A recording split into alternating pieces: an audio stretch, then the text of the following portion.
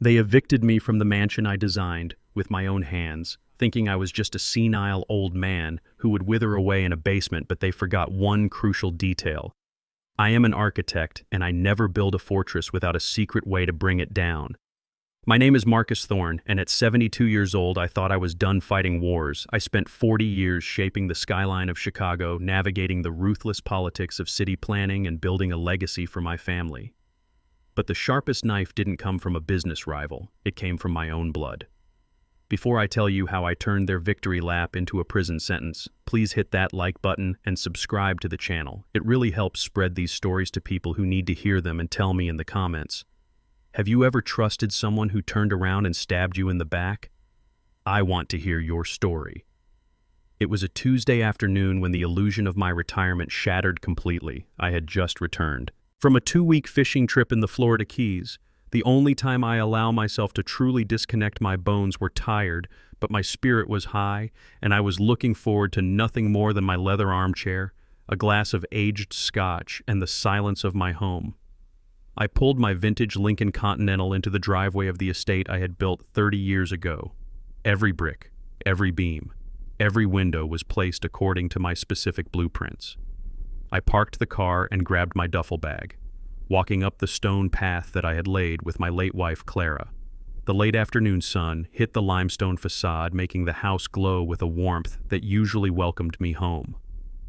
I reached into my pocket and pulled out my brass key, the one I had used for 3 decades. Without fail, I slid it into the lock of the heavy oak double doors and turned.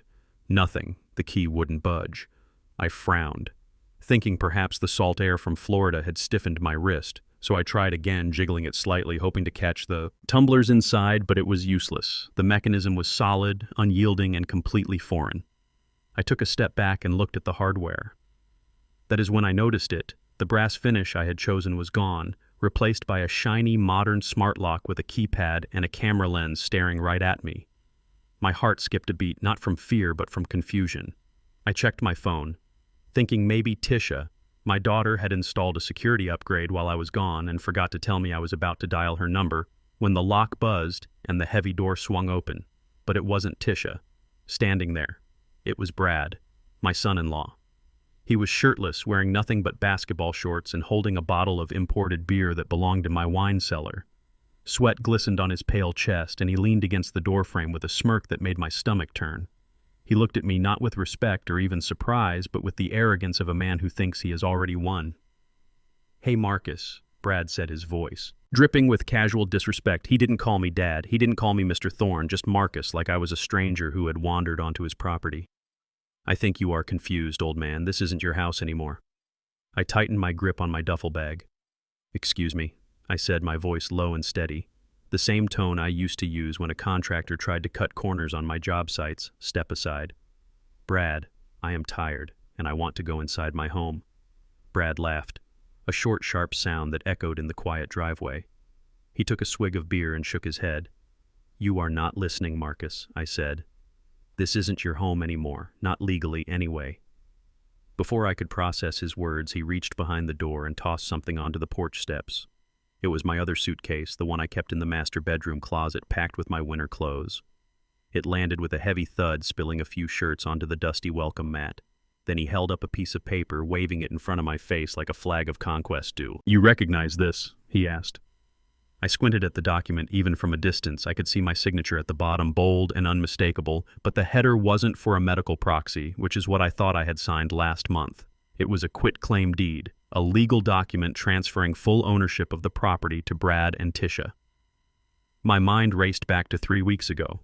I was in the hospital, recovering from hip surgery. I was groggy, heavily sedated on painkillers, and Brad had come in with a stack of papers, talking fast about insurance forms and medical power of attorney. "Just in case something happens," he had said, trusting him.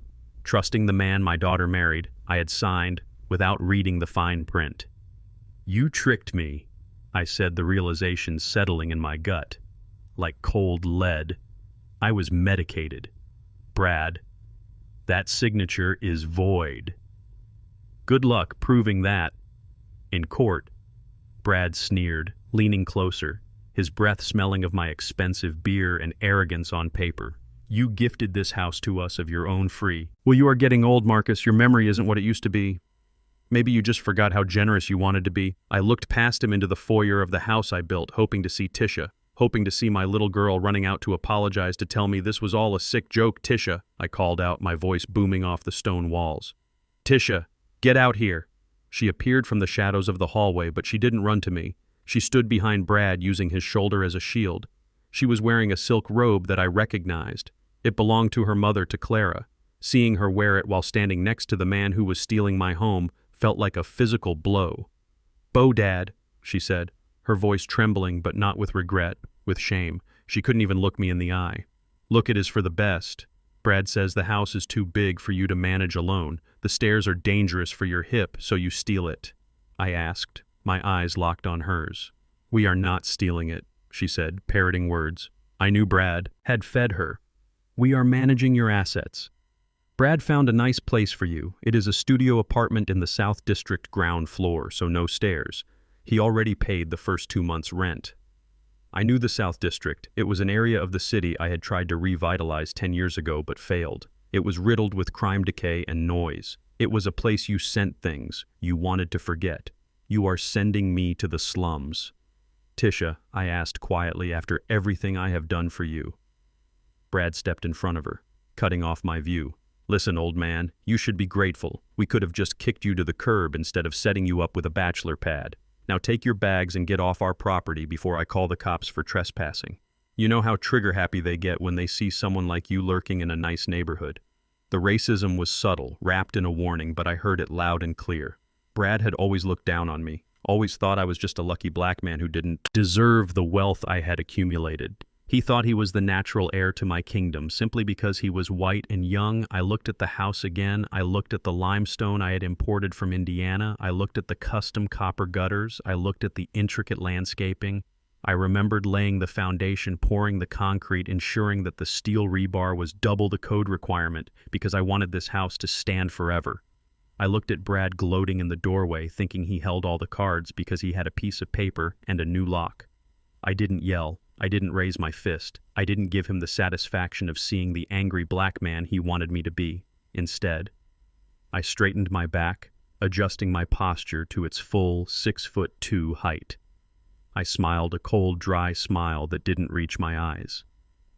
"You changed the locks, Brad," I said, my voice calm, almost conversational. "But you forgot one thing." "What is that?" he asked, his smirk faltering for a fraction of a second. "You forgot who built the foundation." I said. I picked up my suitcase from the driveway, dusted off the dirt, and turned my back on them. I didn't look back as I walked to my car. I could feel Brad watching me, confused by my lack of a fight. He expected begging. He expected screaming. He didn't expect silence. I got into my Lincoln and drove away slowly, observing the speed limit. I didn't drive to the South District. I didn't drive to the rundown apartment they had rented to humiliate me. I drove straight to downtown Chicago, to the Ritz-Carlton, where the doorman knew me by name. "Good evening, Mr. Thorne," he said. Opening my door. "You are back early from your trip." "Plans changed, Henry," I said, handing him the keys. "I will be staying in the presidential suite for the foreseeable future. Put it on my black card." Once I was in the suite overlooking the city I had helped design, I poured myself a glass of water and sat by the window looking down at the streets below, thousands of people rushing around, oblivious to the war that had just been declared. I pulled out my phone and opened my encrypted messaging app. I found the contact simply labeled Saul Cohen, my lawyer and oldest friend. I typed a single message: "Execute Protocol Omega." They took the bait. I hit send and watched the little checkmark turn blue. Brad thought he had locked me out, but he had just locked himself inside a trap he couldn't even see. And I was holding the remote control. From the 25th floor of the Ritz-Carlton, I watched the sun dip below the Chicago skyline, painting the city in hues of bruised purple and blood orange, precisely the kind of dramatic lighting I used to incorporate into my architectural renderings. But tonight I wasn't looking at blueprints. I was looking at a live feed from the security cameras hidden within the crown molding of my own living room. I sipped my black coffee and adjusted the volume on my laptop screen on the display. My home, the sanctuary I had built for Clara and raised Tisha in, looked like a Cheap frat house circus. Brad had wasted no time. Barely 12 hours after changing the locks, he was hosting what he called an exclusive open house preview party. But I knew what it really was. It was a desperate cash grab earlier that morning thanks to the high-fidelity microphones I had installed in the study years ago. I overheard a frantic phone conversation Brad thought was private. He was pacing back and forth in my library, sweating through his shirt, screaming into his phone. "Listen, Tony, I need 7 days. Just give me 7 days. I got the deed. The old man is out. The house is worth $6 million. Easy. I will sell it for 4 just to move it quick, and you will get your $2 million plus interest. Just do not send your guys to the house. My wife is here." I leaned back in my leather chair, a cold smile touching my lips. So that was the game. $2 million in crypto debt, the new generation's version of a gambling addiction. He didn't want my house. He wanted a lifeline, and he was willing to sell my legacy for pennies on the dollar to save his own skin. On the screen, the party was in full swing. Sleek luxury cars were blocking the driveway. I had designed for privacy. Strangers were walking on my Persian rugs with their shoes on, holding glasses of cheap champagne.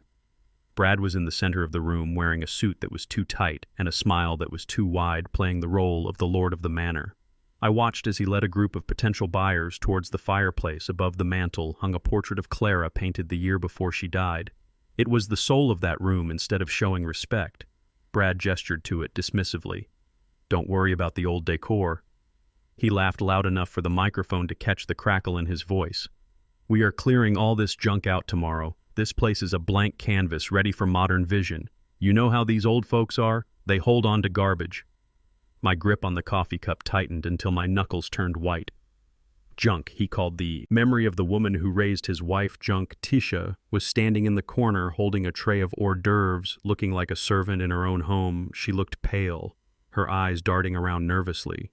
She knew this was wrong. She knew selling her mother's home to pay off her husband's secret debts was a sin, but she was too weak to stop him. Silence is the same as complicity. "Tisha," I whispered to the screen, "and tonight you are going to learn that silence has a price." It was time to intervene, not with a shout, but with a whisper. I opened a separate window on my laptop, the interface for the Thorne Estate smart home system, a system I had coded myself long before smart homes were a trend on the market. Brad had the physical keys, but he didn't have the digital soul of the house. I navigated to the exterior controls, specifically the irrigation and drainage protocols. I had designed a complex underground water recycling system to keep the lawn emerald green during the hot Chicago summers. It was powerful, capable of pumping hundreds of gallons of water per minute. On the screen, Brad was now leading the group out to the patio, the pride of the estate, dragging them toward the prize feature, my sunken garden. "Look at this potential," Brad shouted over the music. "Imagine a new infinity pool right here. We can pave over all this grass, put in a tiki bar. It is going to be epic." I hovered my mouse over the command labeled System Flush Emergency Override. Usually this was used to clear blockages in the pipes by releasing maximum water pressure simultaneously through every sprinkler head and drainage port. "Enjoy the swim, Brad," I muttered and clicked the mouse. On the video feed, chaos erupted instantly. It started with a low rumble, like an approaching subway train. Then the ground seemed to explode, hundreds of high-pressure jets hidden in the grass. The flower beds and even the stone planters shot streams of water 10 feet into the air. It wasn't a gentle mist. It was a deluge, guests screamed as cold. Recycled water soaked their designer dresses and Italian suits. The sunken garden, which was designed to drain slowly, instantly turned into a mud pit. Brad tried to run back to the house, but slipped on the wet flagstones, crashing face first into a puddle of muddy water. I watched as the potential buyers scrambled for their cars, slipping and sliding, cursing Brad's name. The beautiful open house had turned into a swamp within 30 seconds. Inside the house, I could see Tisha dropping the tray of food, her hands covering her mouth in horror. But I wasn't done. Getting wet was just a warning. Taking away his ability to dry off was the punishment. I picked up my phone and dialed the number for the catering company that was servicing the party. I knew the owner, a good man named Giuseppe, who had catered my retirement party. "Giuseppe, it is Marcus Thorne," I said, keeping my voice calm. "Mr. Thorne." Giuseppe sounded confused. "I thought you were in Florida. Your son-in-law said you were moving to a facility." He lied. "Giuseppe, listen to me very carefully. The card he gave you for the deposit, it is attached to a joint account that is about to be flagged. Flagged for what federal investigation? I lied smoothly, but with enough authority that it sounded like gospel. Run the final payment. Now Giuseppe, before the freeze hits, I hung up and switched back to the camera feed inside the house. The water had stopped spraying, but the damage was done. The guests were gone, leaving only mud tracks on the marble floor. Brad was soaking wet, shivering furiously, typing on his phone, probably trying to call a plumber or his loan shark. Then Giuseppe walked up to him holding the mobile credit card terminal. "Mr. Brad, we need to settle the bill for the catering and the cleanup fee. Look at this mess," Brad scoffed, wiping mud from his forehead. Yeah, whatever. Just run the card." I watched the little machine light up, waiting. Processing. Declined. Brad frowned. "Try it again. It is a platinum." Card declined. I leaned closer to my screen, savoring the moment the color drained from Brad's face, making him look even paler under the mud. "What is going on?" he muttered, pulling out his phone to check his banking app. I had already texted Cohen, my lawyer, to initiate the freeze protocol based on the suspicious transfer of the deed, alerting the bank's fraud algorithm that the account might have been compromised by elder abuse predators. It wasn't a lawsuit yet. It was just a bureaucratic pause button. But to a man who needed money in 7 days, a pause button was a death sentence. Brad stared at his phone screen, his eyes bulging. I could practically read the notification from here. Account frozen, suspicious activity. Contact branch. Immediately, he looked up at Giuseppe, panic replacing the arrogance. "Why isn't it working?" Giuseppe took back the machine and signaled his staff. "Pack it up, boys. We are leaving and we are taking the leftover wine. This guy is broke," as the caterers stripped the tables, taking the food and the alcohol. Brad stood alone in the middle of the wet, muddy ruins of his party. Tisha approached him tentatively, reaching out a hand to comfort him. He slapped her hand away. "Get away from me," he hissed, his voice vibrating with fear. "This is your father's doing that. Old ghost is haunting us." I closed the laptop lid, creating a satisfying thud in the quiet hotel room. "You have no idea, Brad," I whispered to the empty room. "The haunting hasn't even started yet today. I took your dignity tomorrow. I take your hope." I stood up and walked to the minibar, pouring myself a glass of vintage scotch. No ice. The water in the garden would drain eventually, but the seed of doubt I had just planted in his mind that would grow roots deep and tangled, strangling him from the inside out. I slept soundly that night, dreaming of blueprints and wrecking balls, while across the city, my son-in-law lay awake listening to the sound of dripping water and wondering how a man he threw out onto the street could reach back in and choke him without ever touching him. Panic is a funny thing. It makes men blind to the obvious and deaf to reason. Watching Brad from my hotel room was like watching a rat trapped in a maze that was slowly filling with water, except instead of looking for a way out, he was trying to sell the maze to the highest bidder. The morning after the disastrous pool party, the sun rose over Chicago with a cruel clarity, illuminating the mud, the debris, and the wreckage of Brad's ego inside the house. The mood was toxic. Brad hadn't slept. He was pacing the length of my mahogany floorboards, his phone glued to his ear, his voice rising in desperate, jagged spikes. I sat at the small desk in my suite, finishing my breakfast, and opened the real estate app on my tablet. There it was, my legacy, reduced to a digital listing, the Thorne estate, 6 bedrooms, 7 baths, custom limestone facade, panoramic views of the city listed just 10 minutes ago. The price made my jaw tighten. $1 million. It was an insult, a slap in the face. The land alone was worth $2 million, and the structure with its custom materials and smart technology was appraised at $6 million just last year. Brad was fire selling my life's work. He was practically giving it away because the sharks were circling, and he needed liquid cash to pay off the debts he thought I didn't know about. He didn't care about the architecture. He didn't care about the history. He only saw a giant ATM machine that he could smash open to save his own skin. I picked up my burner phone and dialed a number I had saved simply as the closer. "It is time," I said. On the other end, a smooth, baritone voice answered. "Considered it done. Mr. Thorne, I am 5 minutes away." The closer wasn't just an actor. He was Julian Sterling, a corporate shark I had done favors for in the 90s, a man who owed me his career. He drove a Bentley, wore suits that cost more than Brad's car, and had a smile that could freeze water. He was the perfect bait. Perfect. Switched back to the camera feed. Brad was in the living room trying to kick mud under the sofa when the doorbell rang. Not the smart chime, which I had disabled remotely, but a heavy authoritative knock. Brad froze. He looked at the door, then at his disheveled reflection in the hallway mirror. He smoothed his hair, took a deep breath, and opened the door. Julian Sterling stood there looking like he owned the entire block behind him. A chauffeur was polishing the handle of a black Bentley. "I am here for the house," Julian said, stepping inside without waiting for an invitation.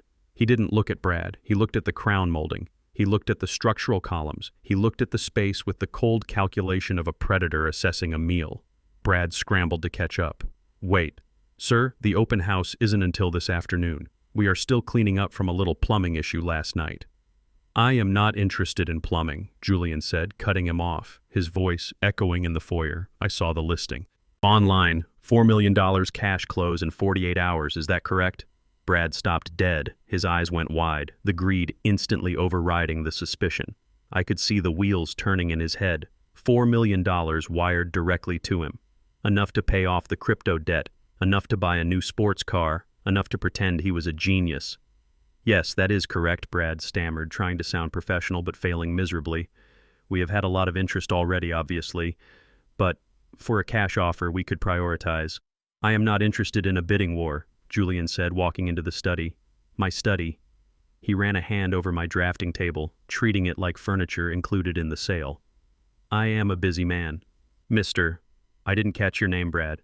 "It is Brad. Mr. Brad.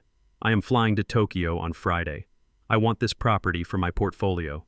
I am prepared to wire the full amount into escrow today, closing tomorrow morning, provided you have the title, clean and ready." I watched Brad's face flush with victory. Looked like he had just won the lottery without buying a ticket. "Absolutely," he said, his voice cracking slightly. "The title is in my name." "Well, my wife's and mine. We have the deed right here." "Excellent," Julian said, pulling a gold fountain pen from his pocket. "Have your lawyer draw up the sales agreement immediately. I will wait." While Brad rushed into the other room to call his budget lawyer, shaking with excitement. The camera angle shifted to the kitchen where Tisha was scrubbing a mud stain off the white marble island. She looked exhausted, dark circles under her eyes, her movements heavy and slow. She walked over to the trash compactor to throw away some wet paper towels and paused. She reached into the bin and pulled out a silver picture frame. The glass was cracked, shattered by Brad during his tantrum the night before.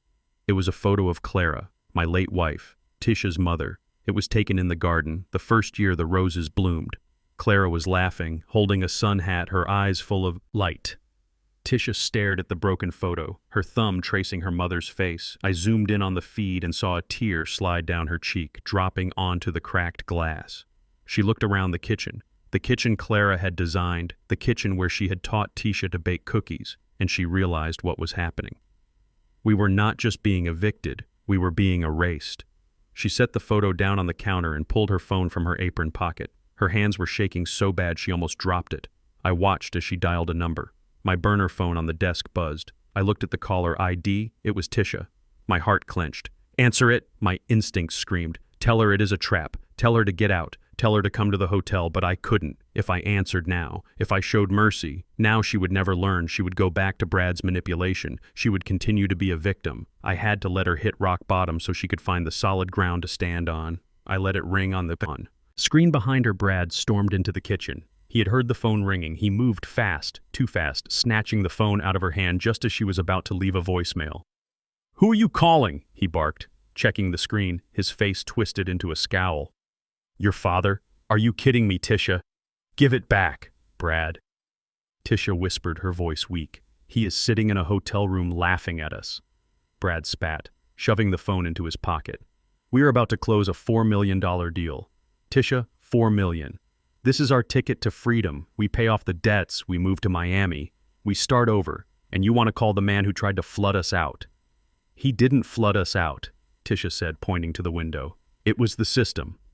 "It was him," Brad yelled, slamming his hand on the counter, making Tisha jump. "He is sabotage. He is poison. And guess what? After tomorrow, he doesn't exist. He is dead to us, Tisha. Do you hear me, dead? He grabbed the broken photo of Clara from the counter, looking at it with disgust. And this garbage, we are not taking it with us. Leave the past in the trash where it belongs. He threw the photo back into the bin. The sound of the glass crunching was louder than any scream. Tisha stood there, paralyzed, broken. She didn't fight back. She didn't retrieve the photo. She just nodded slowly, defeated. Okay, she whispered. Okay, Brad. I closed my eyes for a second, a sharp pain in my chest that had nothing to do with my heart condition. Forgive me, Clara, I thought, but she needs to see him for what he really is. Brad returned to the living room where Julian was waiting patiently, checking his watch. Everything is in order, Brad announced, putting on his salesman smile again. My lawyer is sending the DocuSign. Now, Julian nodded strictly. Business. Good. I don't like to waste time. They sat at my coffee table. The digital documents were signed within minutes. Brad's hand didn't even shake. He signed away the family home, the history, the memories as easily as if he were signing for a package done. Julian said, standing up and buttoning his jacket. The funds will be in escrow within the hour. Congratulations on the sale. Brad walked him to the door, practically bowing. Thank you, sir. You have no idea what this means for us. Oh, I think I do, Julian said, a strange glint in his eye, looking directly at the hidden camera lens above the door for a brief second before turning to Brad. Enjoy the money while it lasts. As the Bentley rolled away, Brad shut the door and let out a whoop of joy. He did a little victory dance right there in the hallway, pumping his fists in the air. We did it! He shouted to the empty house. We beat him, Tisha. We beat the old man. I watched him celebrate. I watched him open a bottle of warm champagne and spray it around the room, laughing like a maniac. He thought he had just pulled off the heist of the century. He thought he was the smartest man in Chicago. I took a sip of my cold coffee and typed a message to Cohen. Phase 1 complete. The fish has swallowed the hook. Initiate. The land lease protocol. Brad was celebrating his victory, but he didn't understand the battlefield. He had sold the house, yes, but he had forgotten the first rule of real estate. The structure is nothing without the land it sits on, and that land belonged to a trust he didn't even know existed. Tomorrow when he walked into that closing meeting, expecting a check, he was going to be handed an invoice, and the look on his face was going to be worth every single penny of the $4 million I didn't actually have to spend. Sleep well, Brad, I whispered to the screen, because tomorrow you wake up in hell. Ignorance is a dangerous thing, but arrogance combined with ignorance is fatal, especially when you are standing inside a machine you do not understand and trying to sell it for parts. I sat in my hotel suite watching the live feed with the patience of a sniper waiting for a clear shot. It was 8 in the morning and the heavy oak doors of my estate were thrown open again, but this time it wasn't. For a party, it was for an execution disguised as a home inspection. Julian Sterling had returned, and he didn't come alone. He brought a team of 3 men, wearing coveralls and carrying heavy cases of equipment. These weren't your average home inspectors who just check if the toilets flush and the lights turn on. These were forensic structural engineers men I had worked with on skyscrapers in the 90s, men who knew that a building is only as good as its secrets. Brad was waiting for them, looking like a man walking to the gallows. He had dark circles under his eyes and his hands were shaking as he held a cup of coffee. He was trying to project confidence, but I could smell the fear through the fiber optic cables. He needed this sale to go through. Today. His life quite literally depended on it. Gentlemen, Brad said, forcing a smile as the team walked in. Welcome. The house is in pristine condition, as you can see. Just a minor plumbing issue in the garden yesterday, but that is all sorted out. The lead inspector, a man named Kowalski, who owed me a favor from a zoning dispute in 2004, didn't even smile. He just clicked his pen and looked at the ceiling. We will be the judge of that, Kowalski said, his voice gravelly and cold. Start in the basement. Check the main load-bearing columns and the electrical subpanels. I watched as they dispersed through my home like white blood cells hunting an infection. Brad followed Kowalski, trailing him like a nervous puppy, trying to explain things he didn't understand. This is custom limestone, Brad babbled, pointing at the walls imported from Indiana. Very expensive.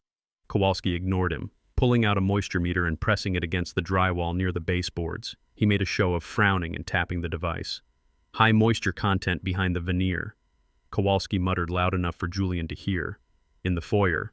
Sounds like you have got a hydrostatic pressure issue with the foundation. That is impossible. Brad stammered. It hasn't. Rained in weeks besides the sprinkler incident, water memory, Kowalski said, making up a term that sounded terrifyingly professional. If the drainage grating is off, the water sits against the concrete. It rots the house from the inside out. Do you have the grating blueprints? Brad froze. Blueprints? Yes, the original site plans showing the subterranean drainage channels. Surely you have those. I smiled into my coffee cup. I had those plans rolled up in a tube sitting right next to me on the hotel desk without them. The complex system of French drains and sump pumps I had installed looked like a chaotic mess of pipes to the untrained eye. I don't have them right now, Brad said, sweating. But I am sure they are around here somewhere. Lack of documentation, Kowalski said, writing something down in red ink on his clipboard. That is a major red flag. Let us check the electrical. They moved to the utility room, the heart of the house where the 200-amp panels hummed with power. I had designed this system to handle a commercial load, anticipating the smart home upgrades decades in advance, but to an outsider looking for a reason to cut the price. It looked like overkill. It looked dangerous. Kowalski opened the panel and let out a low whistle. Jesus, look at this wiring, he said, shaking his head. What? What is it? Brad asked, his voice pitching up an octave. This is non-standard configuration, Kowalski said, pointing at the intricate bus bars I designed. Look at the amperage on these breakers. This isn't residential code. This is industrial. If this overloads, you are looking at a fire that would burn this place down in 10 minutes. Did you pull permits for this custom work? Brad looked around wildly. Permits? I didn't do this. Marcus did. The old owner? He was an architect. Doesn't matter who did it, Kowalski said, snapping the panel shut without the certification on file. This is a code violation. I can't sign off on this. Not with the liability. They moved from room to room, finding fault with everything that made the house unique. The reinforced steel beams were labeled as potential thermal bridges. The custom HVAC system was called obsolete and impossible to service. The very things that made the house a fortress were being twisted into structural failures because Brad didn't have the knowledge to defend them. After 2 hours of torture, Julian Sterling stood in the center of the living room looking at his watch. He looked bored, disappointed. Even Brad stood before him, wiping sweat from his forehead with his sleeve. So as you can see, mostly minor stuff, right? We can close. Julian laughed, a cold, dry sound that silenced the room. Minor, Julian asked, gesturing to Kowalski's clipboard, which was now full of red ink. Mr. Brad, you are trying to sell me a lemon. This house is a regulatory nightmare. The electrical needs to be gutted, the foundation needs hydro sealing, and you have zero documentation for any of the modifications. Brad turned pale, but the appraisal said $4 million. That appraisal assumed the house was up to code, Julian said, cutting him off strictly. Looking at this list of violations, I am looking at $500,000 in repairs, minimum, plus the time I have to waste dealing with the city inspectors. Brad looked like he was going to throw up. But we have a deal. We had a deal for a livable mansion, not a construction project, Julian said, checking his watch again. I am walking away. No, Brad screamed, blocking the door. You can't walk away.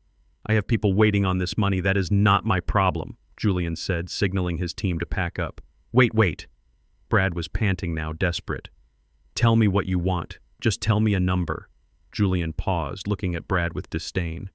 He let the silence stretch out, letting Brad sweat, letting the reality of his debt crush his lungs. 2.5 million, Julian said softly. 2.5. Brad gasped. That is robbery. That is nearly half the value. Take it or leave it, Julian said, turning to the door. My flight leaves in 3 hours, and I have other properties to look at. 2.5 cash closing tomorrow. Take the violations off your hands as is. I watched Brad's face crumble. He was doing the mental math. I knew exactly what he was thinking. He owed Tony the loan shark $2 million plus interest.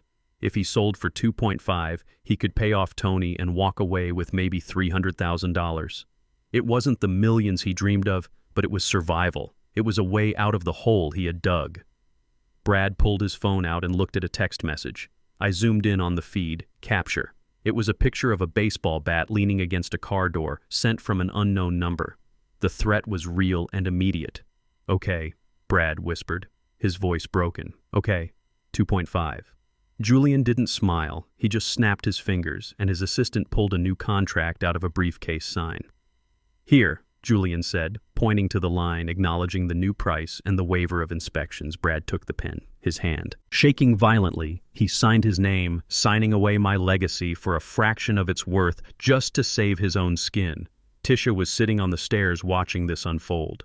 She didn't say a word. She just wrapped her arms around herself, rocking back and forth, seeing her husband humiliated, seeing her inheritance evaporate into thin air because of his incompetence. "Good choice," Julian said, taking the contract back. "See you at the title company tomorrow morning, 9 sharp. Do not be late." As Julian and his team walked out, Brad collapsed onto the sofa, putting his head in his hands. He let out a long, ragged breath, the sound of a man who thinks he just narrowly escaped a bullet. I sat back in my hotel chair, feeling a mix of satisfaction and pity. He thought the worst was over. He thought he had taken a hit but was still standing. He thought $2.5 million was enough to save him. He had no idea that the $2.5 million didn't belong to him either. He had signed the contract for the house, but he had forgotten about the ground beneath his feet. He didn't know that tomorrow morning at that title company he wasn't going to receive a check. He was going to receive a bill that would make $2 million of debt look like pocket change. "You survived the inspection, Brad," I whispered to the screen, sipping my coffee. "Now let us see if you can survive the rent." I closed the laptop and stood up, walking to the window to look at the city one last time before the final act. Tomorrow I wouldn't be watching from a screen. Tomorrow I would be the one holding the gavel. The conference room at the title company was cold, sterile, and smelled of cheap coffee and expensive mistakes. It was the kind of room where dreams were either signed into reality or shredded into confetti.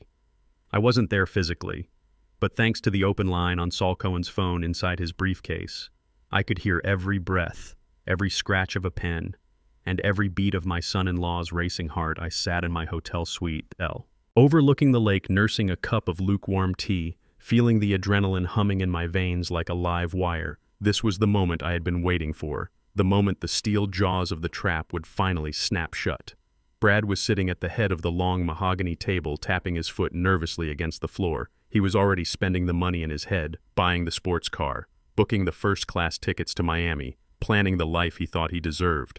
Opposite him sat Julian Sterling, calm and predatory, his gold pen resting on the table like a weapon. Tisha was there too, sitting in the corner, silent and small, her eyes fixed on her hands. She knew something was wrong. She could feel the weight of the betrayal in the air, but she was too deep in the hole Brad had dug to climb out now. "All right, gentlemen, let us wrap this up," Brad said, his voice tight with impatience. "I have a lunch reservation at noon, and I want to celebrate." The title officer, a woman named Mrs. Higgins who had seen every scam and scheme in the city, adjusted her glasses and looked at her computer screen. She frowned, tapping a few keys, then frowned deeper. The silence in the room stretched out thick and heavy like wet concrete. "Is there a problem?" Brad asked, leaning forward, sweat beading on his forehead. Mrs. Higgins didn't look up immediately. She printed a document. The sound of the printer whirring was deafening in the quiet room. She picked up the paper, read it twice, and then looked Brad dead in the eye. "Mr. Brad, we have a significant issue with Schedule B of the title commitment," she said, her voice devoid of emotion. "Issue? What issue? The house is mine. I have the deed right here." Brad slammed his hand on the table, pointing at the quitclaim deed I had signed. Mrs. Higgins nodded slowly. "Yes, you have the deed to the structure, the physical house, the bricks, the mortar, the roof." "So what is the problem?" Brad snapped. "The problem, sir, is that you do not own the land underneath it." The room went dead silent. "What are you talking about?" Brad laughed, a nervous, high-pitched sound that bounced off the walls. "It is a house. Of course I own the land it sits on. That is how real estate works." "Not in this case," Mrs. Higgins said, sliding the paper across the table. 40 years ago, when Mr. Marcus Thorne purchased this property, he placed the land itself into a separate entity called the Thorne Legacy Trust. The deed you hold grants you ownership of the improvements, that is the house, but the land remains the sole property of the trust. Effectively, you own a floating castle, but you have no right to the ground it hovers over.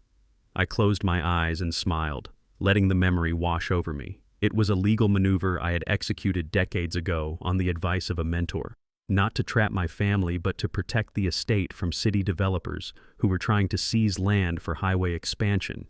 I never thought I would use it as a weapon against my own kin, but life has a funny way of turning shields into swords. Brad stared at the paper, his mouth opening and closing like a fish out of water. "This is ridiculous," he sputtered. "Who controls this trust?" "That would be me." The voice came from the doorway, deep, gravelly, and echoing with authority. The door swung open, and Saul Cohen stepped in. He was 70 years old, but walked with the energy of a prize fighter, wearing a pinstripe suit and carrying a briefcase that looked like it contained nuclear codes. "Saul," Brad whispered, his face turning the color of ash. "What are you doing here?" "I am here, representing the Thorne Legacy Trust," Saul said, walking to the table and placing his briefcase down with a heavy thud. "And as the trustee of the land your house is currently squatting on, I am here to collect the rent." "Rent?" Brad stood up, knocking his chair over. "Rent for what?" "For the ground," Saul said calmly, opening his briefcase and pulling out a thick bound document. He slid it toward Julian Sterling, who picked it up and began to read, his eyebrows raising in amusement. "According to the original ground lease agreement established in 1985, Saul continued, the owner of the structure must pay a monthly ground rent to the trust for the privilege of occupying the premium real estate for the past 30 years.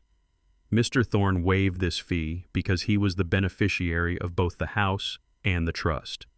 Saul paused, looking at Brad with a gaze that could peel paint. "However, the lease clearly states that if the structure is transferred to a third party without the express written consent of the trust, the rent waiver is automatically revoked."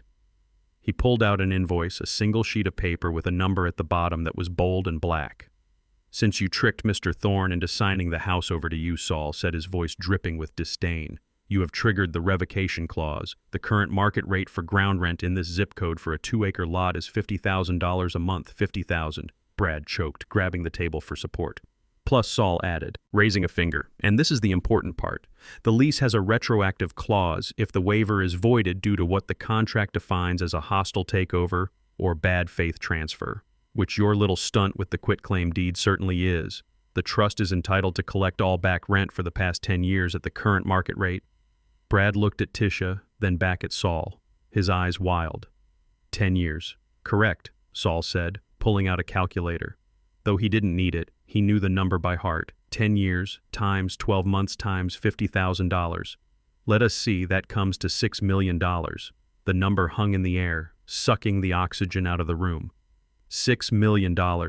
Brad didn't scream. He made a sound like a balloon deflating. He slumped back against the wall, his legs giving out. "You are crazy," he whispered. "I don't have $6 million. Nobody has $6 million. Then the trust will be forced to place a lien on the structure and foreclose to recoup the debt," Saul said, sounding bored, effectively taking the house back to pay for the land use. Brad looked at Julian Sterling, desperation clawing at his throat. "Mr. Sterling, listen, this is a setup. It is a trick. We can fight this in court. Just sign the check, giving me the $2.5 million, and I will handle the lawsuit later." Julian Sterling, who had been reading the ground lease agreement, slowly closed the folder. He took his gold pen and screwed the cap back on with a decisive click. "Mr. Brad," Julian said, his voice smooth and cold, "I am a real estate investor, not a gambler. I buy assets. I do not buy $6 million liabilities, but the house is worth it." Brad begged, grabbing Julian's sleeve. "The house is worthless," Julian said, pulling his arm away, "without the land. It is just a pile of bricks sitting on rented dirt. I cannot resell this. No bank will finance it, and quite frankly, I don't want to do business with a man who doesn't even know what he is selling." Julian stood up, signaling his lawyer to pack up the check that was sitting on the table. The check that was supposed to save Brad's life was picked up and torn in half, right before his eyes. The sound of the paper tearing was the loudest thing I had ever heard. "The deal is off," Julian said, walking to the door. "Tell Mr. Thorne I send my regards. He is a brilliant man." "Wait!" Brad screamed, lunging for the torn pieces of the check. "Wait. Please, I need this money." The door closed behind Julian, leaving Brad standing in the wreckage of his own greed. Saul Cohen adjusted his tie and pushed the invoice toward Brad. The trust expects the first payment of $50,000 plus a structured plan for the $6 million within 30 days, Saul said cheerfully. If not, we will begin eviction proceedings, and Brad looked up, his eyes red, brimming with tears of rage. Make sure you don't damage the walls on your way out, Saul said. The trust hates property damage. Saul walked out, leaving Brad and Tisha alone in the cold conference room. I listened as Tisha finally spoke, her voice trembling but clear. He knew she whispered. Brad spun around, looking for someone to blame. He knew what? He knew you would do. This, Tisha said, standing up. She wasn't looking at Brad. She was looking at the window, looking at the city I had built. Daddy built this city, Brad. He knows every law, every loophole, every brick. He warned you. He told you that you forgot the foundation, but you didn't listen. Shut up, Brad screamed, throwing the invoice across the room. Shut up. I will fix this. I will find a way. There is no fixing this, Tisha said, walking to the door. You tried to steal a castle from the king, and you forgot the king owns the ground it stands on. She walked out, leaving him alone. I took a deep breath in my hotel room, setting my teacup down. My hand wasn't shaking anymore. The anger was gone, replaced by a cold, hard resolve. Brad was standing in a room, realizing he owned a house he couldn't sell and owed a debt he couldn't pay. He was trapped in a prison of his own making, and I held the only key. But I wasn't done yet. He still had hope. He still thought he could leverage the house against his other debts. He didn't know that the next domino was about to fall. I picked up my phone and dialed the bank. Connect me to the mortgage department. I said it is time to call in the loan. You see, Brad thought the $6 million was the knockout blow. He didn't know it was just the jab. The uppercut was coming, and it was going to knock his head clean off. Hope is a cruel thing when it is based on a lie. Watching Brad scramble was like watching a man try to put out a fire with a bucket of gasoline. He thought he had found a loophole. He thought he could outsmart the system one last time, but he didn't realize that the system was me. I sat in my hotel room staring at the live feed from the bank's security camera. Thanks to a favor from an old friend on the board of directors, Brad was sitting in a cubicle at First National Bank, his leg bouncing nervously under the table. Tisha sat next to him, looking like a ghost haunting her own life. Brad's plan was simple and desperate. He had been hit with the $6 million bill for the land rent, so his logic was to use the house itself to pay it off. He owned the physical structure, right? So he would mortgage it, pull out the equity pay, the back rent, and still have a little left over to gamble with. He was trying to rob Peter to pay Paul, not realizing that I was Peter and I was also Paul. I listened as the loan officer, a young woman named Sarah, typed away at her keyboard. Brad was leaning forward, flashing his most charming smile, the one he used to trick my daughter into marrying him. Look, I own the property. Free and clear.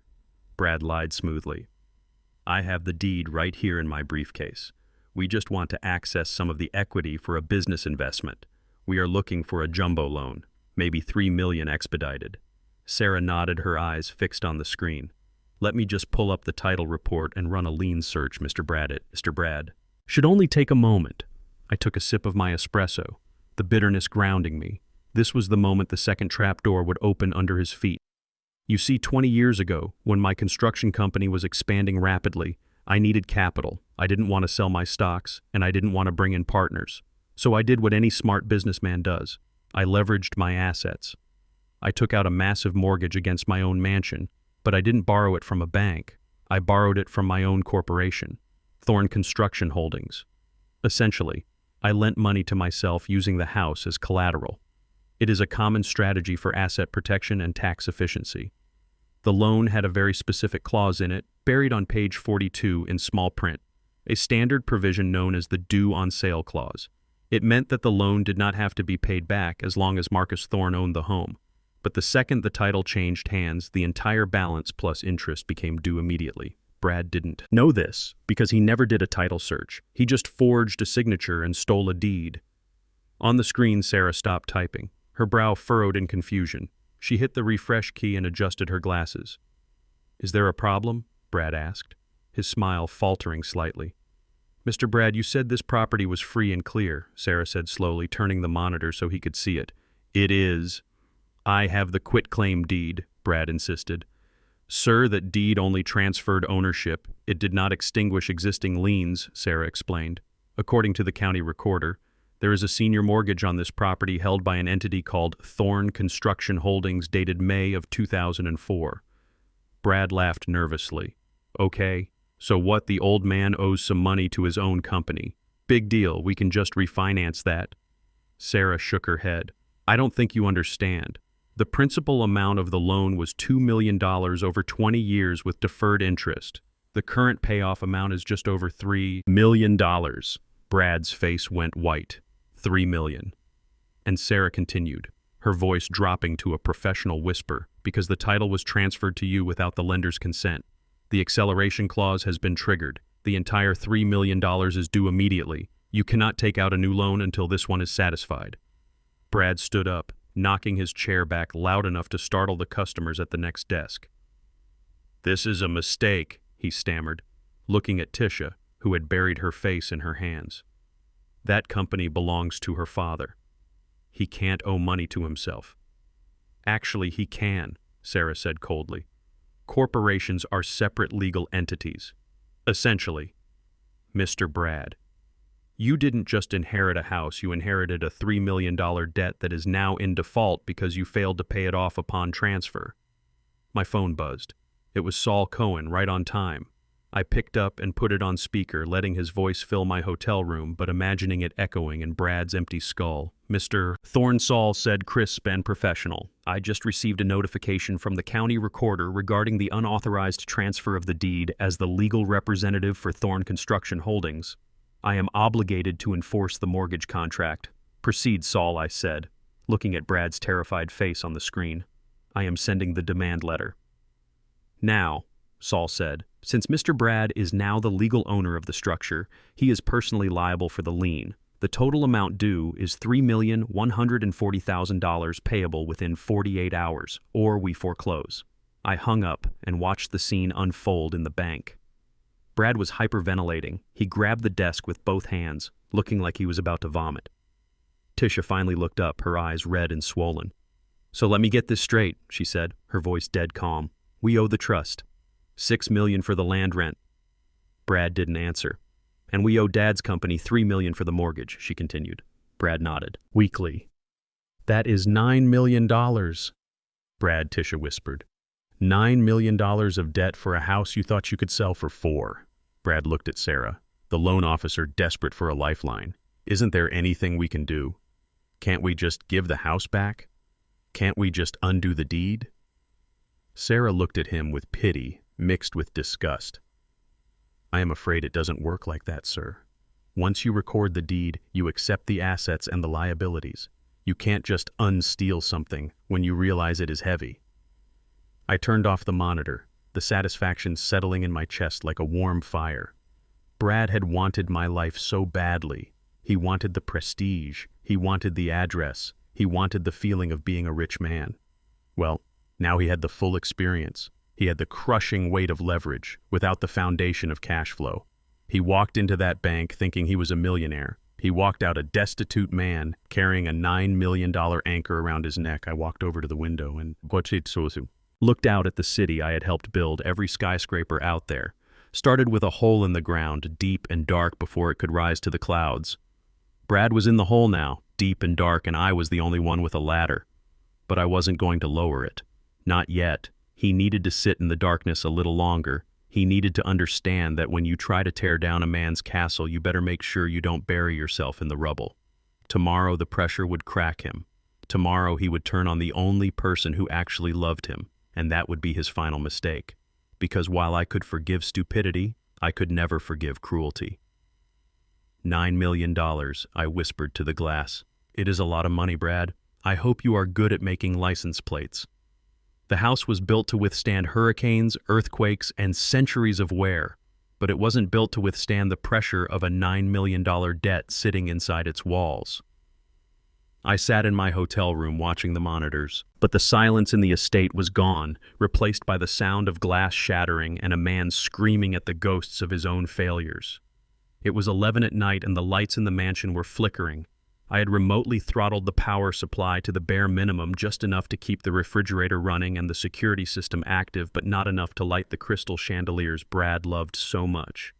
In the dim light of the living room, Brad looked like a cornered animal. He had consumed half a bottle of my vintage scotch, the expensive stuff he used to brag about drinking, but now he was chugging it like it was cheap medicine. His tie was undone, his shirt was stained with sweat, and his eyes were wild, darting around the room as if the walls were closing in on him. And in a way they were. Tisha sat on the edge of the sofa, her hands folded in her lap, staring at the floor. She hadn't moved in an hour. She looked small, fragile like a porcelain doll that had been dropped and glued back together. Wrong. Brad paced back and forth, kicking at the furniture, throwing legal papers into the air, letting them rain down like confetti at a funeral. $9 million, he screamed, his voice cracking. 9 million. Tisha, do you understand what that number means? It means we are dead. It means I go to jail. It means they take everything. He stopped in front of her, leaning down until his face was inches from hers, the smell of alcohol and fear rolling off him in waves. And whose fault is that? Huh? He hissed, poking her in the shoulder. Hard. Whose fault is it that we are in this mess? Tisha didn't answer. She just flinched. It is your father, Brad roared, spinning around and throwing his glass against the fireplace. It shattered, sending shards of crystal everywhere. It is that manipulative, senile old man. He set me up. He planned this. He didn't set you up, Brad. Tisha whispered, her voice barely audible. He just let you be yourself. Brad froze. He turned back to her, his eyes narrowing into slits. What? Did you say I said he let you be yourself? Tisha said, looking up for the first time. Her eyes were dry, but they were burning with a cold fire I had never seen before. You stole his house. You tried to sell his legacy for quick cash, and now you are mad because he didn't let you get away with it. Brad laughed, a cruel, ugly sound. I didn't steal anything. I took what was owed to me, he spat. I have had to deal with him for 5 years, listening to his boring stories, pretending to respect him, acting like I cared about his stupid architecture. He grabbed a vase from the mantel, a piece of pottery I had brought back from a trip to Africa, and smashed it on the floor. He is just a dirty old black man who got lucky. Brad screamed, the racial slur hanging in the air like a cloud of toxic gas. He belongs in the gutter, not in a mansion. He should be serving me coffee, not holding my mortgage. The room went deadly silent. I watched Tisha's face on the monitor, seeing the exact moment her heart stopped breaking and started hardening into stone. For years, she had told herself that Brad was just ambitious, that he was misunderstood, that he loved her but had a rough way of showing it. She had ignored the subtle comments, the jokes about her hair, the way he dismissed her culture. But she couldn't ignore this. He had just called her father the man who built this city, the man who raised her with nothing but love. A dirty old black man. The mask had fallen off completely underneath the charm and the suits. Brad was just a small, hateful, racist man who had married her for a zip code. Tisha stood up slowly. She was trembling, but she held her head high. My father built this house with his own hands, she said, her voice steady and strong. He earned every brick. He earned every dollar. He is 10 times the man you will ever be. Brad. Oh, yeah. Brad sneered, stepping closer, trying to intimidate her. Well, where is he now? Huh, he is in a hotel room laughing. While we drown. He doesn't care about you, Tisha. If he cared about you, he wouldn't have saddled us with this debt. He isn't punishing me, Tisha said, walking past him toward the stairs. He is punishing you. I am just collateral damage because I was stupid enough to choose you over him. She walked up the stairs, leaving Brad standing alone in the wreckage of the living room. I watched her go, feeling a lump in my throat. She had finally said it. She had finally chosen a side. I picked up my phone and opened my email app. I had composed a message hours ago, waiting for the right moment to send it. Subject, the door is open. Body, Tisha, you have a choice tonight. You can stay in the house with the man who hates your history, or you can walk out the door with nothing but your dignity. The debt belongs to the house. The house belongs to Brad. If you leave, the debt behind the door is open, but only for one person. Make your choice. Dad, I hit send. On the monitor inside the master bedroom, Tisha's phone buzzed on the nightstand. She picked it up, reading the message, her face illuminated by the pale blue light. She read it twice, then she looked at her reflection in the mirror. She didn't cry. She walked to the closet and pulled out a suitcase, not the big one, just a small carry-on. She didn't pack her clothes, she didn't pack her jewelry, she packed her passport, her laptop, and a photo album she had hidden under the bed. She was leaving everything behind. The expensive dresses Brad bought her to show her off. The diamonds that were probably bought on credit, the life she thought she wanted. Downstairs, Brad was pacing again, muttering to himself, calculating, trying to find an angle. He pulled out his phone, calling his loan shark, calling his lawyer, but nobody was answering. Nobody wanted to talk to a walking corpse. Then he heard it, the sound of a zipper closing upstairs. He stopped looking at the ceiling, suspicion darkening his face. "Tisha!" he yelled. "Tisha, what are you doing up there?" He ran up the stairs, taking them two at a time. He burst into the bedroom just as Tisha was zipping up her jacket. "Where do you think you are going?" he asked, blocking the doorway. "I am leaving, Brad," Tisha said, gripping the handle of her suitcase. "I am done. I am not going to let you drag me down with you." Brad looked at the suitcase, then back at her, panic rising in his chest, pure, unadulterated terror. "You can't leave," he said, his voice shaking. "You can't leave me here with this debt. If you leave, they will say I forced you out. They will say I am the villain." "You are the villain," Tisha said, trying to push past him. "Move, Brad." He grabbed her arm, spinning her around and throwing her onto the bed. "No," he shouted, his face twisting into something ugly and desperate. "You don't get to walk away. You signed the papers, too. Tisha, you are my wife. You are in this until the end. I am divorcing you," Tisha screamed, kicking at him. "Get off me!" Brad backed away, breathing heavily, realizing that physical violence wasn't going to solve his problem. But leverage might. He ran out of the room slamming. The heavy oak door shut. Tisha scrambled off the bed and ran to the door, grabbing the handle. It was locked. "Open the door, Brad!" she screamed, pounding on the wood. "Open the door." On the other side, Brad was leaning against the door, panting. He looked crazy, his eyes wide and bloodshot. "You want to talk to your father so bad?" he yelled through the wood. "Fine, we will talk to him, but you are not leaving Tisha. You are my leverage."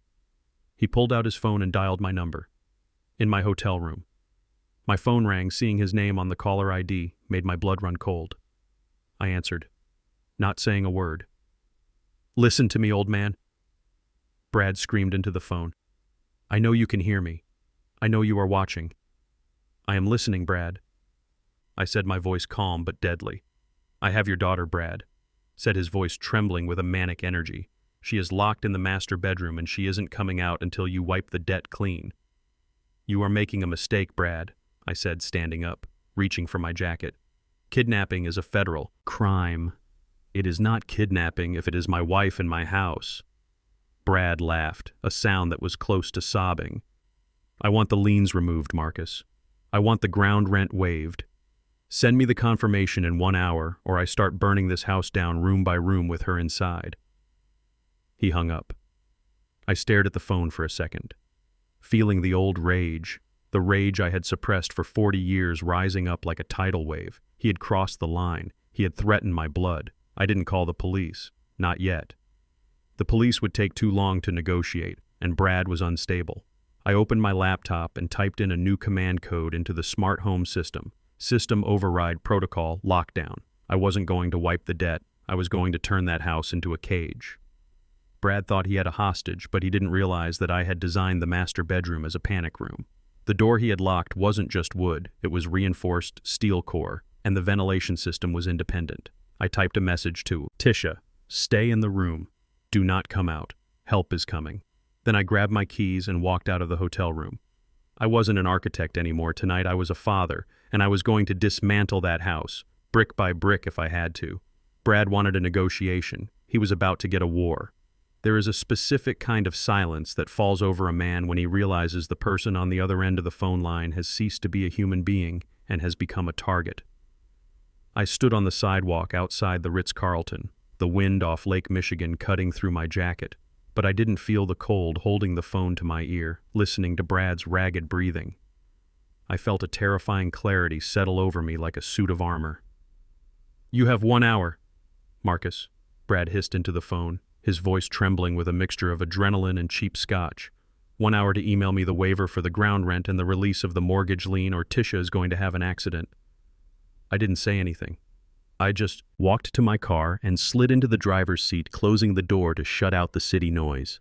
"Did you hear me, old man?" Brad screamed when I didn't answer. "These old stairs are dangerous. People fall down them all the time, especially when they are emotional, especially when they are trying to leave their husbands. It would be a tragedy, wouldn't it?" I put the phone on speaker and set it on the dashboard. Then I opened my laptop and connected it to the car's Wi-Fi hotspot. Brad was threatening to kill my daughter, my only child, the only piece of Clara I had left in this world. He thought he was negotiating. He thought he was playing poker, but he didn't realize he was playing chess against the man who built the board. "Brad, listen to me very carefully," I said, keeping my voice low and steady, the way you talk to a man standing on a ledge. "You are making a mistake that you cannot come back from." "I am done listening to you," Brad shouted. "I am taking control. Send the email, or I swear to God I will go back up those stairs and kick that door down." I ignored his threats and focused on my screen. I launched the architectural interface of the estate, viewing the house not as a home, but as a schematic. I switched the view to thermal imaging. The screen turned deep blue, representing the cold stone walls and the dark night outside inside the house. I saw 2 heat signatures glowing bright orange and red. One was upstairs in the master bedroom, huddled in the corner near the window that was Tisha. Her heat signature was small, curled up. She was terrified, but she was safe behind the reinforced steel core door I had installed 5 years ago after a string of break-ins in the neighborhood. The other heat signature was downstairs, pacing back and forth in the foyer like a caged tiger. That was Brad. I watched the red blob, that was my son-in-law, move toward the liquor cabinet, then back to the stairs. He was unstable, erratic, and dangerous. "I am waiting, Marcus," Brad yelled, his voice echoing through the car. Speakers. Tick-tock. I typed a command into the console, accessing the environmental controls. "You want control, Brad?" I asked, my fingers hovering over the enter key. "You want the house so bad?" "Yes," Brad screamed. "I want what is mine." "Then take it," I whispered. I hit enter, initiating Protocol Fortress. This was a security feature I had designed for a worst-case scenario, a home invasion. Where the family was trapped inside, it wasn't just an alarm. It was a weaponized defense system. On the thermal feed, I saw the reaction instantly. First, the perimeter floodlights, usually soft and welcoming, turned off, plunging the exterior into pitch blackness. Then the heavy storm shutters rolled down over every single window and door on the ground floor. They were made of hurricane-grade aluminum, and they slammed shut with a sound like a guillotine dropping. I heard the crash through the phone. "What the hell was that?" Brad yelled. "What are you doing?" I didn't answer.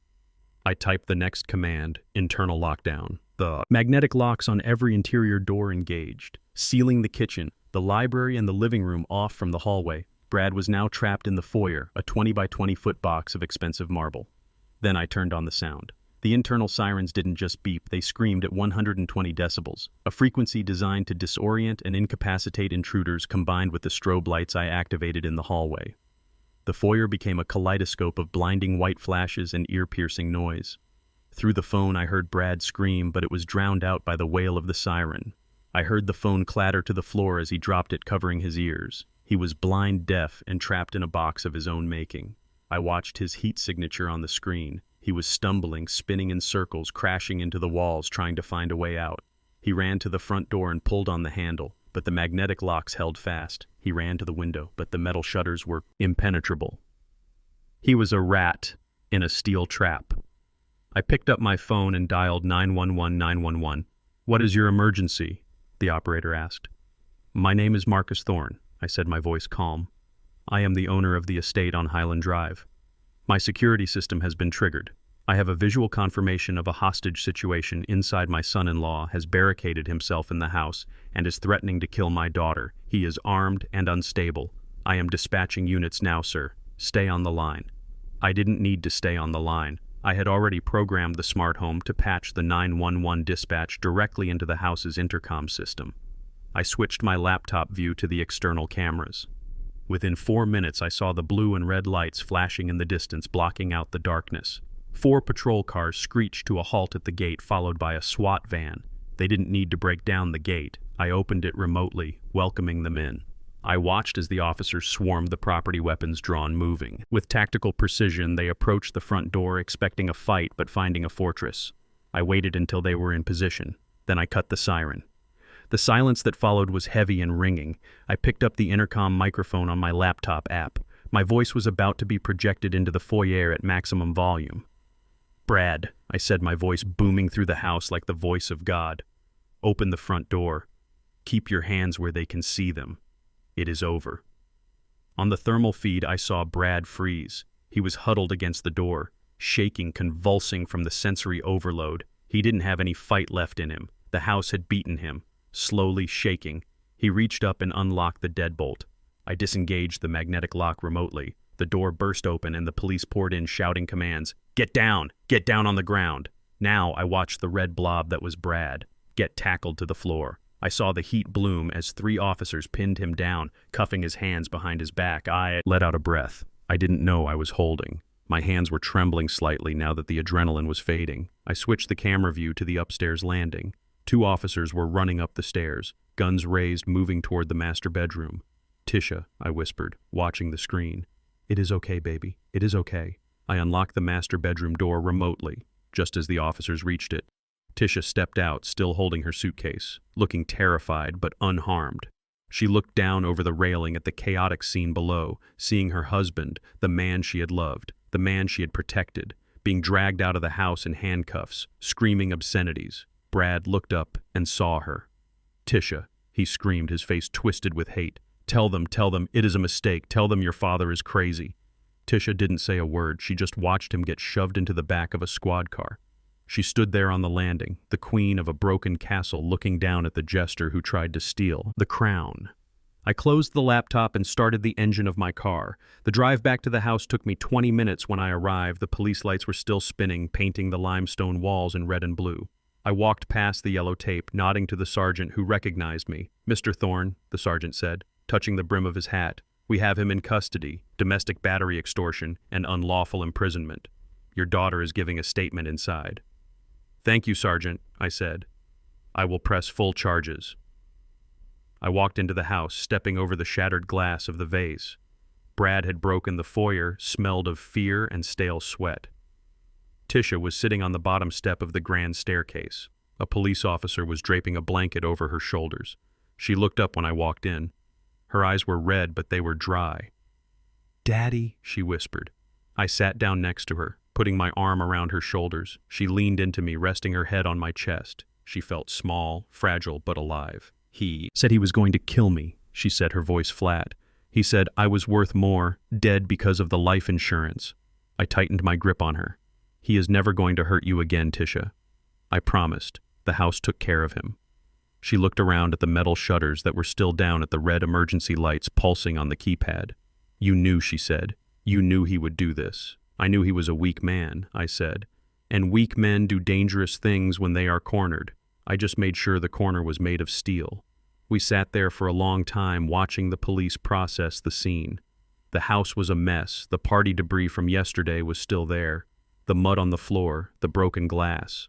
But the air felt lighter somehow. The poison had been extracted. Finally, the sergeant walked over, holding a plastic bag containing Brad's phone. "We found this on the floor. Mr. Thorne, there are some interesting text messages on here," he said grimly. "Looks like he was trying to hire someone to torch the place for the insurance money right before you locked him down." I looked at Tisha. She didn't look surprised. She just looked tired. "Let him rot," Tisha said softly. "Let him rot in jail." I looked at the sergeant. "Take him away, officer. Make sure he doesn't get bail." As the last police car pulled away, taking Brad to the county lockup, I stood up and offered my hand to my daughter. "Come on," I said. "Let us go to the hotel. This house needs a deep clean." Tisha took my hand and we walked out, leaving the door open behind us. The smart lock chirped automatically, securing the perimeter. But for the first time in months, the house felt safe. Brad was gone, but the war wasn't over. He was in a cage, but he was a cornered rat, and rats have a way of biting even through the bars. Tomorrow the legal battle would begin, but tonight I had my daughter back, and that was the only victory that mattered. The courtroom was cold and smelled of floor wax and old lies. I sat in the back row next to Saul Cohen, watching the theater of the absurd unfold before my eyes. Brad was out on bail thanks to a predatory bondsman who had taken his Rolex and his car title as collateral. He walked into the courtroom wearing a navy blue suit that was slightly too big for him, trying to project an image of humility and innocence. He had shaved his beard and combed his hair, looking like a choir boy who had lost his way. But I knew the wolf beneath the wool. He was suing me. Yes, the man who had stolen my house, forged my signature, and held my daughter hostage was suing me for entrapment and malicious prosecution. His lawyer, a court-appointed defender with a cheap suit and a tired face, was trying to spin a narrative that painted Brad as the victim of a vindictive, senile father-in-law. I listened as Brad took the stand. He wiped a fake tear from his eye and looked at the jury with a practiced vulnerability. "It was a trap," Brad said, his voice trembling just enough to sound believable. "Marcus Thorne has always hated me from the day I started dating his daughter. He hated that I was white. He hated that I wasn't rich. He hated that I didn't worship his architecture." He took a sip of water, his hand shaking for dramatic effect. "He set me up," Brad continued, gaining confidence. "He gave me the house he told me to sign, the deed. He said it was a gift for Tisha, but he didn't tell me about the land lease. He didn't tell me about the mortgage liens. He waited until I was legally the owner, and then he weaponized those debts to destroy me. He wanted to bankrupt me, to ruin my marriage, to control his daughter. It is financial abuse, plain and simple." I felt a surge of anger in my chest, but I kept my face like stone. Saul placed a calming hand on my arm. "Wait for it," he whispered. "Let him dig the hole deeper." Brad's lawyer stood up, looking pleased with his client's performance. "So, you are saying, Mr. Brad, that you had no intention of defrauding Mr. Thorne, that the transfer of the deed was consensual?" "Absolutely," Brad lied, looking the judge in the eye. "I would never steal from family. Marcus signed that deed of his own free will. He was lucid, he was happy. He hugged me afterwards." A few people in the jury box nodded sympathetically. They saw a young man being crushed by a wealthy, powerful older man. The narrative was working. Then it was Saul's turn. Saul Cohen stood up, buttoning his jacket. Slowly, he didn't look at Brad, he looked at the judge, a stern woman named Judge Vance who had no patience for theatrics. "Your Honor," Saul said, his voice deep and resonating like a cello in an empty hall. "The plaintiff claims that the transfer of the deed was a consensual gift and that Mr. Thorne was fully aware of the transaction." "That is correct," Brad said, lifting his chin. "And you claim that Mr. Thorne was lucid and happy during this transaction?" Saul asked. "Yes," Brad said. He was smiling. Saul paused, letting the silence stretch until it was uncomfortable. "We would like to submit into evidence Defense Exhibit A," Saul said, pulling a small flash drive from his pocket. "This is security footage from the Thorne estate dated 3 weeks ago, specifically from the living room camera, which captures both high-definition video and audio." Brad froze, his eyes darting to the screen mounted on the wall. "Objection," Brad's lawyer stammered. "We haven't seen this footage. It was submitted to the prosecution this morning," Counselor Saul said, cutting him off. "It is admissible." Judge Vance nodded. "Play the tape." The screen flickered to life, showing my living room. It was 3 weeks ago. The date stamp was clearly visible in the corner. I was sitting in my armchair, looking pale and groggy, my leg propped up on a pillow, recovering from surgery. Brad and Tisha were standing near the fireplace, but they weren't looking at me. They were looking at a stack of papers on the coffee table. The audio was crisp and clear. On the screen, Brad whispered to Tisha, "Is he out of it?" Tisha looked at me nervously. "He took the oxycodone an hour ago. He is floating. He won't remember anything." "Good," Brad said, a cruel grin spreading across his face. "Give me the papers, not the medical ones, the other ones." The video showed Brad swapping the documents, hiding the medical proxy forms, and placing the quitclaim deed on top. He approached me on the screen, his voice changing instantly to a fake, soothing tone. "Hey, Dad," Brad said on the video, patting my shoulder. "Just need you to sign these insurance forms so we can pick up your refill at the pharmacy." "Okay, just right here." On screen. I looked up, my eyes unfocused. "Is this for the pain meds?" I mumbled. "Yeah, Marcus, just for the meds," Brad said, guiding my hand to the signature line. "Just sign here and you can go back to sleep." I signed. The moment the pen lifted from the paper, Brad snatched the document away. He walked back to Tisha and held it up like a trophy. "Got it," he whispered on the tape, looking directly at the camera without realizing it was recording. "We got the house, baby. Say goodbye to the old man." He is officially a tenant. The video ended. The courtroom was so silent you could hear the hum of the fluorescent lights. Brad sat in the witness stand, his face the color of old paper. He opened his mouth to speak, but no sound came out. Saul Cohen turned to Brad, his eyes hard as flint. Mr. Brad Saul said, his voice quiet but deadly. "Did you just testify under oath that Mr. Thorne hugged you? Was that a hug we just saw? Or was that a predator taking advantage of a medicated, 72-year-old man?" "I didn't," Brad stammered, sweat pouring down his face. "I didn't know the camera was recording." "That is not the question," Saul roared, making the jury jump. "Did you or did you not lie to this court, and did you or did you not deceive Marcus Thorne into signing away his home under false pretenses?" Brad looked at his lawyer, but the public defender was looking down at his desk, distancing himself from the sinking ship. I thought it was for the best," Brad whispered, his voice broken. Judge Vance slammed her gavel down, the sound cracking through the room. "Like a gunshot. I have seen enough," the judge said, her voice trembling with suppressed rage.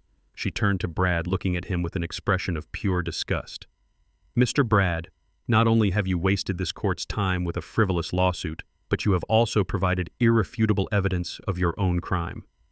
She shuffled the papers on her bench and looked down at me, her expression softening. "The court finds that the quitclaim deed dated August 15th was obtained through fraud, coercion, and elder abuse. It is hereby declared void ab initio, meaning it is invalid from the moment of its creation, ownership of the property, at 450. Highland Drive is immediately reverted to Marcus Thorne." I let out a breath, feeling the weight of the last few weeks lift off my shoulders. The house was mine again, not just the bricks, but the soul of it. But Judge Vance wasn't finished. Furthermore, she continued, staring at Brad, "Based on the video evidence presented and your testimony today, I am revoking your bail. Effective immediately. You are to be remanded into custody to await trial for elder fraud, forgery, and perjury." Brad stood up, knocking his chair over. "No, wait, you can't do this. I was just trying to protect the asset. Bailiff, take him into custody," Judge Vance ordered. 2 officers moved in, grabbing Brad by the arms. He struggled for a second, looking wild and desperate. Then he looked at me. "Marcus," he screamed, "Marcus, tell them we are family. You can't let them take me to prison. I am your son." I stood up slowly, buttoning my jacket. I looked him in the eye across the courtroom, the distance between us feeling like an ocean. "You are not my son, Brad," I said, my voice calm, carrying clearly in the quiet room. "And you never were. Family doesn't steal, family doesn't lie, and family certainly doesn't prey on the weak. You are just a stranger who broke into my house, and now you are being evicted." The officers dragged him away, his screams echoing in the hallway until the heavy doors slammed shut, cutting off the noise. The courtroom began to clear, people murmuring and pointing. Saul Cohen closed his briefcase and turned to me, a rare smile on his face. "We got it all back," Marcus. Saul said. "The house, the land, everything, not everything." I said, looking at the empty seat where Tisha should have been. She hadn't come to court today. She couldn't bear to watch. I walked out of the courthouse into the bright afternoon sun. The air tasted sweet, clean, free of Brad's toxicity. I hailed a cab and gave the driver the address of my estate. As we drove through the city, I watched the buildings pass by, structures of steel and glass that I had helped design. They stood tall because they had strong foundations.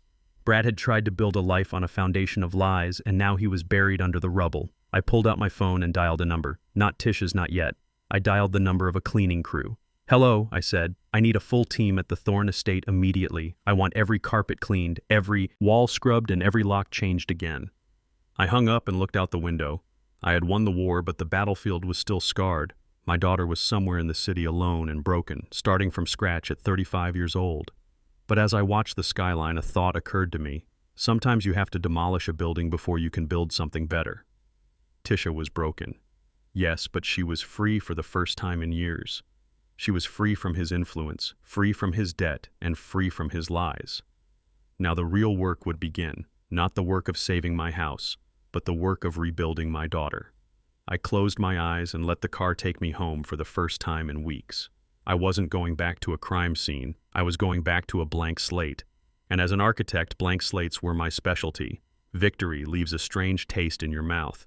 It is not sweet, like wine, and it is not satisfying like a heavy meal. It tastes like ash and cold coffee. I sat in the presidential suite of the Ritz-Carlton watching the city lights of Chicago blink on, one by one. Usually this view filled me with pride, seeing the steel skeletons I had helped clothe in glass and stone, but tonight I felt only a profound exhaustion, the kind of tired that settles deep in your marrow and refuses to leave. Brad was in a holding cell wearing orange instead of Armani and sleeping on a cot. Instead of Egyptian cotton sheets, the legal system was grinding him down with the slow, inevitable pressure of a glacier. But my war wasn't over. I checked my watch. It was 9 in the evening.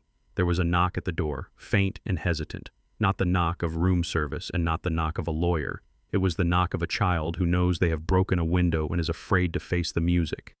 I stood up buttoning my cardigan and walked to the door. I didn't look through the peephole. I knew who was there. I opened the door. Tisha stood in the hallway. She looked like a stranger. She wasn't wearing the designer dresses Brad used to drape over her like expensive upholstery. She was wearing a simple pair of jeans and a gray hoodie. Her hair was pulled back in a messy bun and her face was scrubbed clean of makeup, revealing the dark circles under her eyes and the red blotches from hours of crying. She held a single small suitcase in her hand, the wheels worn down from dragging it across the city. "Daddy," she whispered, her voice cracking. She looked small, smaller than she had been in 20 years. She looked like the little girl who used to scrape her knees in the garden and run to me for a Band-Aid and a hug. My instinct, the instinct of a father, was to open the door wide to pull her into the warmth of the suite, to order room service and tell her that everything was going to be all right, that I would fix it, that I would pay for everything, and she could go back to being comfortable. But comfort was the disease that had almost killed her. I didn't step back. I stood in the doorway, blocking the entrance to the luxury suite with my body. "Hello, Tisha," I said, my voice soft but firm. "Can I come in?" she asked, looking past me at the warm yellow light of the living room, the plush sofas, the fireplace. "I have nowhere to go." "Daddy, the police sealed the house as a crime scene and Brad emptied our joint accounts before he was arrested. I don't have a credit card that works. I don't have cash. I don't even have a place to sleep." She took a step forward, expecting me to move, expecting the bailout. I didn't move. "You can't stay here, Tisha," I said. She stopped blinking rapidly, as if I had slapped her. "What, but Daddy? It is me. I am your daughter. I left him. I did what you said. I walked out. I chose you. You chose survival," I corrected her gently. "There is a difference. You left him because the ship was sinking, not because you realized the captain was evil. You left him because you didn't want to drown, not because you wanted to swim." Her lip trembled, tears spilling over again. "But I have nothing. Daddy, I am on the street." I reached into my pocket and pulled out a small manila envelope. I had prepared it earlier that afternoon while she was giving her statement to the police. I held it out to her. "You are not on the street," I said. She took the envelope, her hands shaking. She opened it and tipped it over a single key, fell into her palm. It was a cheap brass key attached to a plastic tag, the kind you get at a hardware store. "What is this?" she asked, looking at it confused. "That is the key to apartment 4B at the Southside Tenements," I said. She looked up at me, horror dawning on her face. "The Southside Tenements. But that is the slums. That is the place Brad rented for you." "Exactly," I said, keeping my voice steady. "That is the studio apartment Brad leased for me with your knowledge. That is the basement unit with the leaking pipes and the view of the dumpster. That is the place where you were willing to let your 72-year-old father live while you threw parties in my mansion." Tisha stepped back, clutching the key as if it were burning her skin. "Daddy, please," she begged. "You can't be serious. It is dangerous there. It is dirty. I can't live there." "You were willing to send me there, Tisha," I said, my voice hardening. "Just a fraction. Were you going to visit me? Were you going to bring me cookies and tell me it wasn't so bad?" I didn't think," she stammered. "No, you didn't think," I said. "And that is the problem. You let Brad do the thinking for you. You let him buy your silence with expensive things, and now those things are gone, and you don't know who you are without them."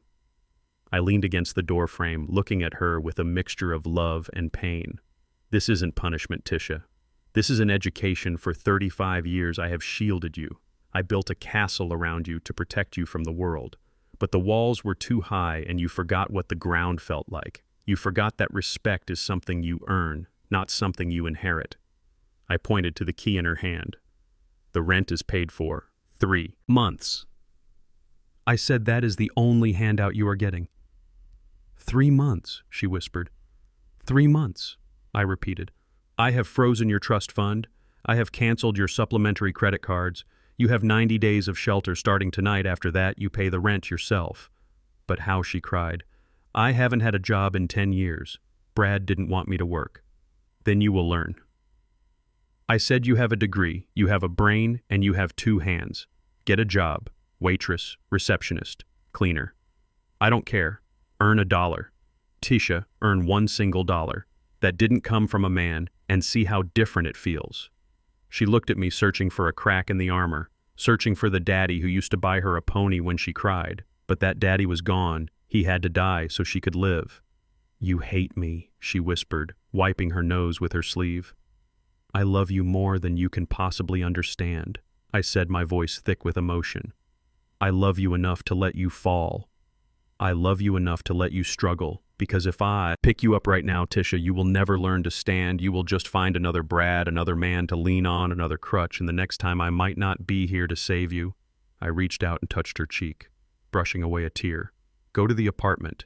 Tisha, scrub the floors, paint the walls, make it yours. Wake up in the morning and make your own coffee. Pay your own electric bill. Learn what it costs to survive. And then what she asked, looking at the key. And then in 3 months come back and have dinner with me. I said, not as a dependent, not as a victim, but as a woman who knows her own worth. She stood there for a long moment in the hallway of the Ritz-Carlton, caught between 2 worlds, the luxury she was losing and the reality she was afraid to face. She looked at the key, then at the closed doors of the other suites, hearing the muffled sounds of laughter and clinking glasses from people who had never had to restart their lives. She took a deep breath, her shoulders straightening just a fraction, the first sign of the steel spine she had inherited from her mother. Okay, she whispered, her voice trembling but audible. Okay, Daddy. She put the key in her pocket and gripped the handle of her suitcase. I will show you, she said, looking me in the eye, a flash of defiance sparking in the darkness. I will show you. I can do it. I hope so, I said softly. I really hope so. She turned around and walked down the long, carpeted hallway, the sound of her suitcase wheels humming on the fabric. She didn't look back. She didn't ask for cab fare. She didn't ask for a hug. I watched her until she turned the corner toward the elevators. I stepped back into my suite and closed the heavy door, locking it with a click. I walked to the window and looked down at the street. 10 minutes later, I saw a small figure exit the hotel and walk toward the bus stop. She didn't hail a taxi. She waited for the night bus, the one that goes to the south side. I pressed my hand against the cold glass, feeling a single tear track down my own face. It was the hardest thing I had ever done, harder than building a skyscraper, harder than burying my wife, harder than sending a man to prison. But as I watched the bus pull away, carrying my daughter into the darkness, I knew it was the only way I had stripped away the marble and the gold and the false security I had taken us back to the foundation. Now we would see if the concrete would hold. The first week of poverty is not about the hunger or the cold, it is about the noise. Silence is a luxury of the rich. Something I had never appreciated until it was gone. In the penthouse, silence cost $5,000 a square foot. But here in the basement of the Southside tenements, the walls were thin as paper, and the noise was constant. I lay on a mattress that smelled of mildew, listening to the couple upstairs screaming at each other about money, listening to the siren of a police car passing by every 20 minutes, listening to the radiator clanking like a dying engine. I stared at the ceiling where a water stain looked like a map of a country I didn't want to visit, and I realized that this was the soundtrack of my father's childhood. My name is Tisha, and for 35 years I thought I was a princess tonight. I am a waitress at a 24-hour diner called Denny's, and my feet are bleeding inside my cheap sneakers. I rolled out of bed at 4 in the morning, my body aching in places I didn't know existed. My hands, which used to hold champagne flutes and steer luxury cars, were chapped and red from scrubbing tables. I put on my uniform, a polyester dress that smelled of stale grease. No matter how many times I washed it and looked in the cracked bathroom mirror, The woman staring back at me wasn't the Tisha from the society pages. She looked older, tired, but her eyes were awake for the first time in a decade. I walked 5 blocks to the bus stop, keeping my head down, clutching my purse tight. The neighborhood was waking up and it wasn't pretty. I saw men huddled around a burning trash can. I saw a woman arguing with a dealer on the corner. I saw the raw, unfiltered struggle for survival that my father had fought so hard to escape. At the diner, the manager, a man named Rick, who had sweat stains on his shirt and a voice like a chainsaw, didn't care about my last name or my father's legacy. "You are late, Tisha," Rick barked, pointing at the clock 2 minutes late. "That is coming out of your tips. Get to table 4. They have been waiting." I didn't argue. I didn't say, "Do you know who I am?" I just tied my apron and grabbed the coffee pot. Table 4 was a group of 3 men, truck drivers with grease under their fingernails and exhaustion in their eyes. One of them looked at me up and down, his gaze lingering on my chest, making my skin crawl. "Hey, sweetheart, pour me a cup and make it smile," he said, winking at his friends. In my old life, I would have had this man thrown out by security. I would have looked at him with disdain and walked away, but in this life, yes, he was the customer, and the customer paid the rent. I forced a smile, a painful tightness in my jaw coming right up, sir. I poured the coffee, my hand shaking slightly from the weight of the pot, and a splash of hot liquid landed on the table. "Whoa, watch it!" The man snapped, his demeanor changing instantly. "Are you stupid or just clumsy? Clean that up." "I am so sorry," I whispered, grabbing a rag and wiping the table, feeling the heat of humiliation rise up my neck. I spent the next 8 hours running, carrying heavy trays of pancakes and burgers, getting yelled at for cold fries, getting stiffed on tips, and being treated like a piece of furniture. I learned that the world does not bow to you when you are wearing an apron. It walks right over you. At the end of the shift, I sat in the back alley on a milk crate counting my tips, $19.50 for 8 hours of labor, plus the minimum wage check that wouldn't come for another week. $19. I stared at the crumpled bills in my hand, feeling a lump in my throat. 3 months ago, I would have spent $19 on a salad for lunch and thrown half of it away. I would have spent $19 on a valet tip without blinking. I remembered a day 5 years ago when I asked my father for money to buy a new purse. He had asked me if I knew how many bricks a man had to lay to earn that money. I had rolled my eyes and called him cheap. I started to cry right there in the alley surrounded by garbage dumpsters, not out of self-pity, but out of shame. I had burned through my father's sweat and blood like it was nothing. I had disrespected the labor that built the castle I lived in. Across the street, a black sedan was parked with tinted windows. The engine was idling softly, barely audible over the city noise. Inside the car, Marcus Thorne watched his daughter weep. He sat in the leather seat, his hands gripping his cane tightly, his heart breaking with every tear she shed. The driver, a large man named Samson, looked in the rearview mirror. "Do you want me to bring her something?" Mr. Thorne, Samson asked quietly. "Maybe some food or a coat?" Marcus shook his head slowly, his eyes never leaving Tisha's figure. "No." "Samson," he said, his voice rough. "If I feed her now, she will never learn to hunt. If I coat her now, she will never build her own skin. Let her cry, tears water the soul." Marcus watched as Tisha wiped her face, stood up, and put the $19 in her pocket. She straightened her uniform, took a deep breath, and walked back inside to clean the restrooms. "She is getting stronger," Marcus whispered. "She just doesn't know it yet."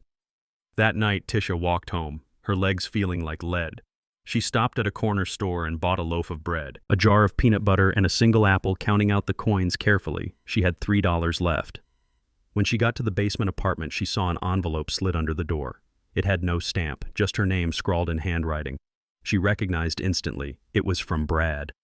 Her heart hammered in her chest. She picked it up, her hands trembling. She sat on the edge of the mattress and tore it open. The letter was written on yellow legal paper, the handwriting jagged and desperate. "My dearest Tisha, I know you are suffering. I know your father has cut you off and thrown you to the wolves just like he did to me. I am in hell. Tisha, this place is a nightmare, but I have a plan. I have a friend in here who knows about a hidden account your father keeps offshore for his tax evasion. If you can get into his study at the hotel or hack his laptop, we can get the account number. We can transfer enough to disappear. We can go to Brazil. Tisha, just you and me. We can start over and be rich again. Don't let him win. Don't let that old tyrant control us." Come visit me on Sunday, and I will give you the instructions. I love you, baby. Do this for us, Brad. Tisha read the letter twice, feeling a cold sickness spread through her stomach. Even from prison, even after destroying their lives, Brad was still scheming. He was still looking for the shortcut, the cheat code, the easy way out. He didn't care about her suffering. He didn't care that she was living in a basement. He only cared about the money. He wanted her to steal from her father again. She looked around the apartment. She looked at the peeling paint, the leaking pipe, the jar of peanut butter on the table. It was ugly. It was poor. It was hard. But it was honest. She looked at the letter again, reading the words. We can be rich again, Rich, she thought. What does that even mean anymore? Brad thought rich meant money. Marcus thought rich meant dignity. For the first time in her life, Tisha saw the choice clearly. It wasn't a choice between poverty and wealth. It was a choice between being a parasite and being a person. She stood up and walked to the small kitchenette. She turned on the gas stove, the blue flame flickering in the drafty room. She held the corner of the letter to the flame. She watched the yellow paper curl and blacken the words, "My dearest Tisha," turning into ash. She watched Brad's desperate plan dissolve into smoke. She dropped the burning paper into the metal sink and watched it turn to dust. She turned on the faucet and washed the ash away down the drain into the sewer where it belonged. Goodbye, Brad, she whispered to the empty room. She sat down at the small wobbly table and made herself a peanut butter sandwich. She took a bite and chewed slowly, savoring the taste. It was sticky and dry, and the bread was a little stale. But as she swallowed, she realized something. It was the best sandwich she had ever tasted, because she had bought the bread, she had earned the peanut butter, and she was eating it in a room that nobody could kick her out of because her name was on the lease. She was tired, she was poor, and she was alone, but for the first time in 35 years, Tisha Thorne was free. She lay back on the mattress, listening to the dripping faucet, but tonight it didn't sound like misery. It sounded like a clock ticking toward a future she was going to build with her own 2 hands. Tomorrow, she would ask Rick for an extra shift. Tomorrow, she would earn $20, and maybe, just maybe, she would start saving for a new pair of shoes. One brick at a time, she thought, closing her eyes, just like Daddy said. One brick at a time. Prison changes a man, but not always for the better. Sometimes it strips away the pretense of civilization and reveals the savage animal underneath. I thought that sending Brad to the Cook County Jail would break him. I thought that stripping him of his suits and his status would force him to look in the mirror and see the monster he had become. But I was wrong. I underestimated the depth of his rot. I sat in my hotel suite 3 days after the court hearing, watching the rain streak against the glass. The city looked gray and washed out, reflecting the turmoil in my own mind. Tisha was out there somewhere, scrubbing floors and learning the value of $1, and Brad was sitting in a 6-by-8-foot cell awaiting trial. But he wasn't sitting quietly. My lawyer, Saul Cohen, had called me an hour ago with disturbing news. Apparently, Brad had stopped crying. He had stopped begging for bail, and he had started making friends. In prison, friends are not people who share your hobbies. Friends are people who share your enemies. I didn't have cameras inside the jail, but I knew Brad, and I knew the desperation of a narcissist who has lost his audience. He needed a win. He needed to hurt me. He needed to prove that he was still a player in the game, even if he was wearing an orange jumpsuit. Brad had found a new audience in the form of the Latin Kings, a gang that ran Cell Block D with an iron fist. They didn't care about real estate or mortgages, but they cared about money and they cared about power. And Brad, despite being bankrupt on paper, still had one card left, to play a card so dirty and so dangerous that only a man with nothing to lose would dare to pull it from the deck. It was the insurance policy. You see, when Brad forged the deed and took ownership of my estate, he didn't just transfer the title, he also updated the homeowner's insurance policy, naming himself as the primary beneficiary. It was a standard administrative step, usually meaningless unless disaster strikes. When Judge Vance voided the deed and returned the house to me, the legal ownership reverted instantly, but the bureaucratic wheels of the insurance company turned much slower. The notification had been sent, but the database hadn't been updated yet, technically for the next 48 hours until the system refreshed. Brad was still the name on the check if the house burned down. It was a loophole the size of a matchstick. I imagined him sitting in the cafeteria, huddling with a man who had tattoos on his neck and a life sentence in his eyes. I imagined Brad using his salesman charm, the same charm he used to steal my daughter to sell a murder pact.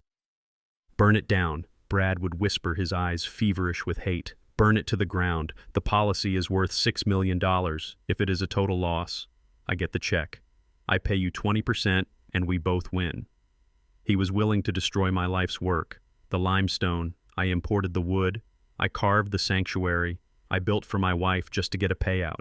He was willing to commit a felony from inside a jail cell to fund his escape. He didn't care about the history. He didn't care about the art inside. He only saw the numbers. He was a man who knew the price of everything and the value of nothing. The storm outside intensified, thunder rolling across Lake Michigan, shaking the window panes of my hotel room. It felt like a warning, nature sensing the violence that was about to be unleashed. I poured myself a glass of water. My hand steady, but my heart heavy. I had taken everything from him. I had taken the house, I had taken the money, I had taken his freedom, but I hadn't taken his rage. Rage is a fuel, and Brad was burning with it. I paced the room thinking like an architect, thinking about structural weaknesses, thinking about fire points. My house was built like a fortress against intruders. But fire is different.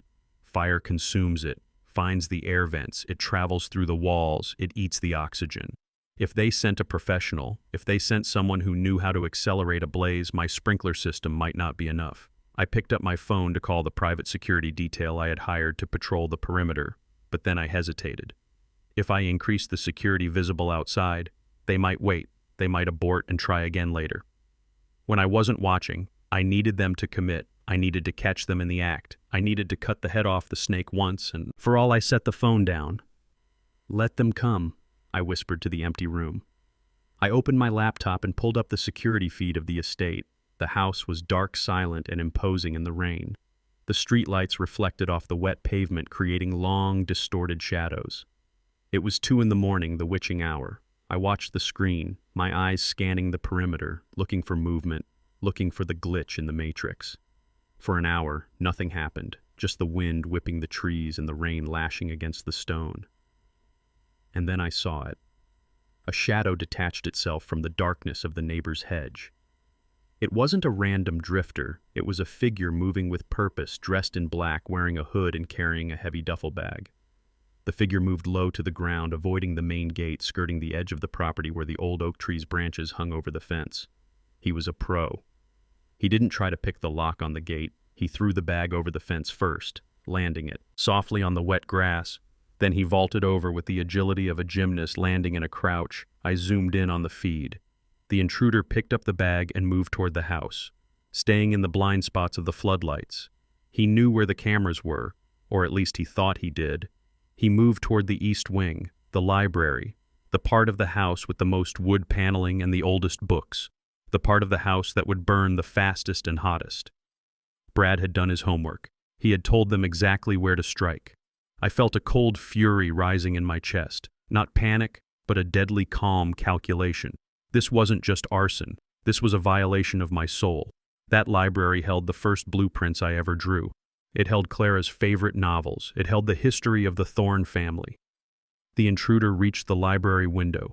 He pulled a tool from his bag, a glass cutter. He worked quickly, scoring a circle in the pane, applying a suction cup and popping the glass out with a faint sound that was swallowed by the thunder. He reached in and unlocked the latch. The window slid up. The intruder stepped inside, disappearing into the darkness of my home. I sat back in my chair and took a deep breath. Brad thought he was sending an arsonist into an empty house to collect a paycheck. He thought he was burning down a pile of wood and stone. He didn't realize he was sending a man into the belly of a beast that was awake and watching. I reached for my keyboard, my fingers hovering over the enter key. The trap was set. The bait was taken. Now it was time to close the door. I didn't call the police. Not yet. The police take 7 minutes to arrive and fire, takes only 3 minutes to spread. I couldn't rely on sirens tonight. Tonight the house would have to defend itself. I watched the thermal camera inside the library bloom with the heat signature of the intruder. He was moving toward the bookshelves, pouring liquid from a canister. Gasoline. The smell would be overpowering, the fumes filling the room, waiting for a single spark. The intruder reached into his pocket and pulled out a lighter. The flame flickered small and yellow in the dark room, a tiny star of destruction. He raised the lighter, ready to drop it, ready to turn my legacy into ash. I pressed the enter key. "Hello, friend," I whispered to the screen. "Welcome to the furnace. Fire is a living thing. It breathes, it eats, and it grows." Watching the flame drop from the intruder's lighter in slow motion felt like watching a predator being released into a nursery. The lighter hit the gasoline-soaked rug in my library, and for a split second, the world turned orange. The heat was instantaneous, a wave of pressure that threatened to consume the history of my life. The books, the mahogany paneling, the blueprints of the skyline I had built. The intruder turned to run. His job done, believing he would vanish into the night while my legacy turned to ash. But he forgot who built this house. I didn't panic. I didn't scream. I simply pressed the enter key on my laptop. The reaction was faster than human thought. Before the fire could climb the curtains, the room erupted not with water, which would have ruined the books, but with a deafening hiss. The fire suppression system I had installed was designed for data centers and museums. It didn't use water. It used a clean agent gas, a heavy inert vapor that instantly displaced the oxygen at the floor level, starving the fire of the one thing it needed to breathe. The orange glow was snuffed out as if a giant hand had closed over a candle, leaving only a thick white fog and the acrid smell of unburnt gasoline. The intruder stopped dead in his tracks, coughing violently as the gas filled the room. It wasn't lethal to humans, but it was disorienting, terrifying, and loud.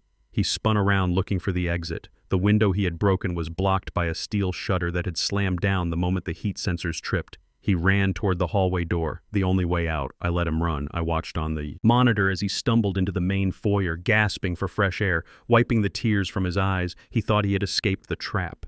He didn't realize the library was just the funnel. The foyer was the jar. He sprinted toward the front door, reaching for the handle. I typed a single command: Containment Protocol Alpha. The floor of the foyer groaned deeply. Hidden hydraulics engaging the sound was like the earth shifting beneath his feet. Suddenly, 4 panels of 3-inch thick bulletproof glass rose from the floor slot surrounding the center of the foyer, rising 10 feet high, sealing perfectly into the ceiling tracks. It was a feature I had designed as an aesthetic choice, a way to create a climate-controlled atrium for my wife's orchids during the winter. But tonight, it wasn't a greenhouse. It was a cage. The intruder slammed into the glass full force, bouncing off it like a bird hitting a patio door. He fell back, looking around wildly, realizing he was sealed in a 10 by 10 foot glass box in the center of my house. He pulled a handgun from his waistband and fired bang, bang, bang. The sound was deafening in the enclosed space, but the glass didn't even scratch. It was laminated polycarbonate designed to stop a high-powered rifle. A 9mm pistol was like throwing pebbles at a tank. The intruder screamed, pounding his fists against the invisible wall, cursing, kicking, trying to find a seam. I stood up from my chair in the security room and picked up the bottle of vintage Cabernet I had opened an hour ago. I poured a glass, listening to the rich red liquid settle. Then I walked out. I walked slowly down the grand staircase, my footsteps echoing on the marble. The foyer was dark, lit only by the emergency strobe lights pulsing a rhythmic red warning. The intruder saw me. He stopped pounding and pressed his face against the glass, his eyes wide with confusion and fear. He saw an old man in a cardigan holding a wine glass walking toward him, not with fear but with the casual indifference of a man visiting the zoo. I stopped 5 feet from the glass cage, sipping my wine. "Good evening," I said, my voice calm, carrying clearly through the intercom system I had activated. "Let me out," the intruder screamed, leveling his gun at my chest. "I will kill you, old man. Open this glass." I took another sip, swirling the wine, seeing the legs run down the side of the glass. "You are standing inside a ballistic enclosure rated for military application," I said softly. "You could empty that magazine, and the only thing you would hurt is your own hearing. Ricochets are nasty things in small spaces. I wouldn't pull that trigger again if I were you." He lowered the gun, realizing the futility. He looked around, looking for a keypad, looking for a weakness. "Who are you?" he snarled. "I am the architect," I said, "and you are the termite. You tried to eat my house and now you are trapped in the wood." I walked closer, looking him up and down. He was young, maybe 25, tattoos on his neck, fear in his eyes. He was just a pawn, a tool used by a hand that was too cowardly to hold the match itself. "The police are 6 minutes away," I said, checking my watch. "The fire department is 4 minutes away. You are going to prison, son. That is a certainty." The only question is, for how long I don't talk to cops, he spat, turning his back on me. Attempted arson is 10 years, I continued. Burglary is another 5 possession of an illegal firearm. Adding the sentencing enhancements, you are looking at 20 years minimum. You will be 45 when you see the sky again. He flinched. I saw his shoulders tighten. However, I said, letting the word hang in the air. He turned back around, looking at me warily. However, I repeated, I am a reasonable man. I don't care about the termite. I care about the person who sent the termite. I tapped the glass with my ring, making a sharp click. I have a high-fidelity audio recording system running right now. I said, if you give me a name, if you tell me exactly who hired you and how much they paid you, I will speak to the district attorney. I will tell them you cooperated. I will tell them you were coerced. Maybe 20 years becomes 5. He stared at me, breathing hard, weighing his loyalty against his life. I don't know his name. He lied, his eyes shifting to the left. Don't lie to me, I snapped, my voice rising for the first time, echoing off the stone walls. I know where you came from, and I know who you have been talking to in cell block D. He stepped back, surprised by my knowledge. It was the guy in the suit. Wasn't it? I pressed, stepping closer to the glass until my face was inches from his, the one who used to live here, the one who thinks he is smarter than everyone else. The intruder looked down defeated. He dropped the gun on the floor of the cage. It made a heavy clatter. Brad, he whispered. Louder, I commanded Brad. The intruder yelled, his voice cracking. It was Brad. He promised me 20 grand from the insurance money. He said the house was empty. He said it would be easy and... How did he contact you? I asked. His lawyer. He said the public defender passed the message. He is the middleman. I smiled a cold, humorless smile that didn't reach my eyes. Thank you, I said. That is all I needed. I finished my wine and set the glass down on the console table, just as the sirens began to wail outside. The blue and red lights washed over the foyer, illuminating the trapped man in his glass prison. I walked to the front door and opened it for the officers. He is all yours, gentlemen, I said, pointing to the cage. He has a confession he would like to make. The next morning, the sun rose over a city that felt a little cleaner. I didn't go to the jail. I didn't need to see Brad's face when the news broke. I let the system do the work. Brad was sitting in the common room watching the morning news, expecting to see a report about a tragic fire in the wealthy district, expecting to see his payday. Instead, he saw a live report from outside my gates showing the house standing tall and untouched. Then 2 guards walked in, flanked by a detective holding a warrant. Brad thought he was serving time for fraud, a white-collar crime that comes with a minimum security prison and early release for good behavior, but solicitation of arson, conspiracy to commit insurance fraud, and attempted destruction of property changed the math entirely. The new charges carried a mandatory sentence. I sat in my library, the smell of the fire suppression gas still lingering faintly in the air, and listened to Saul Cohen on the phone. The district attorney isn't offering a plea deal, Saul said, sounding satisfied with the added charges and the confession from the arsonist. Brad is looking at an additional 10 years. Consecutive, not concurrent. 10 years, I repeated, looking at the scorched rug where the fire had tried to start. He will be 50 when he gets out, Saul said. He will have nothing, no money, no wife, no future. He has a roof over his head, I said, closing the file on my desk. And for a man like him, that is more than he deserves. I hung up the phone and looked out the window at the garden. The weeds were gone, the fire was out, the pests were exterminated. It was time to start replanting. I had defended the fortress, I had crushed the siege. Now I had to turn my attention to the only thing that was still broken. My daughter. She was out there 3 days into her exile, surviving on minimum wage and peanut butter. She was fighting a different kind of war, a war for her own soul. And unlike Brad, I knew she had the strength to win it.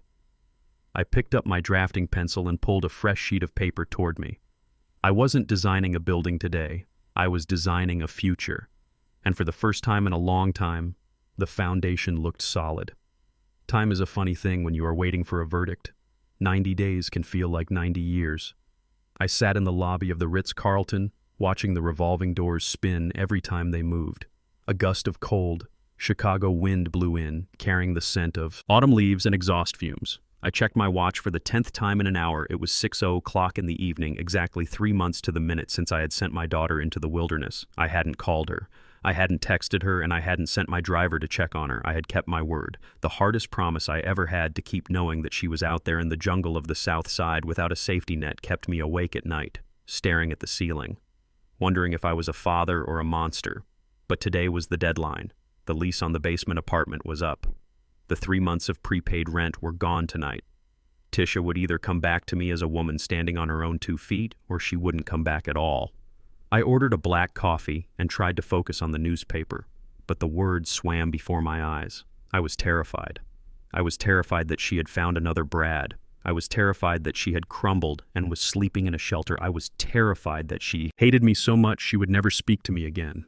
Then the revolving door spun one more time. A woman walked in. At first, I didn't recognize her.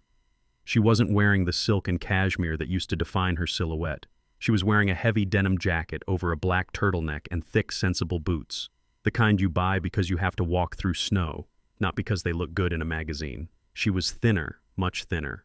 Her face had lost that soft, pampered roundness that comes from eating rich food and sleeping till noon. Her cheekbones were sharp, defined like cut glass. Her skin, which she used to hide under layers of expensive foundation, was bare, and it had a slightly darker tone from spending time outside in the sun and wind. She walked differently, too. The old Tisha used to glide, expecting people to move out of her way. This woman walked with a heavy, deliberate rhythm, heel to toe, like someone who knows exactly how much energy it costs to take a step. The doorman who rushed to open the inner door for guests, hesitated, looking at her clothes. But before he could stop her, Tisha looked him in the eye and gave a small nod, not of arrogance, but of acknowledgement. She saw me sitting in the corner. She didn't smile. She didn't wave. She just adjusted the strap of her canvas bag and walked toward me. My heart hammered against my ribs. I stood up, leaning on my cane, feeling my knees shake. "Hello, Tisha," I said. "Hello, Daddy," she replied. Her voice was different. It was lower, raspy. It sounded like she had been using it to shout orders in a busy room. It lacked the high-pitched whine of entitlement. It was a voice of gravel and steel.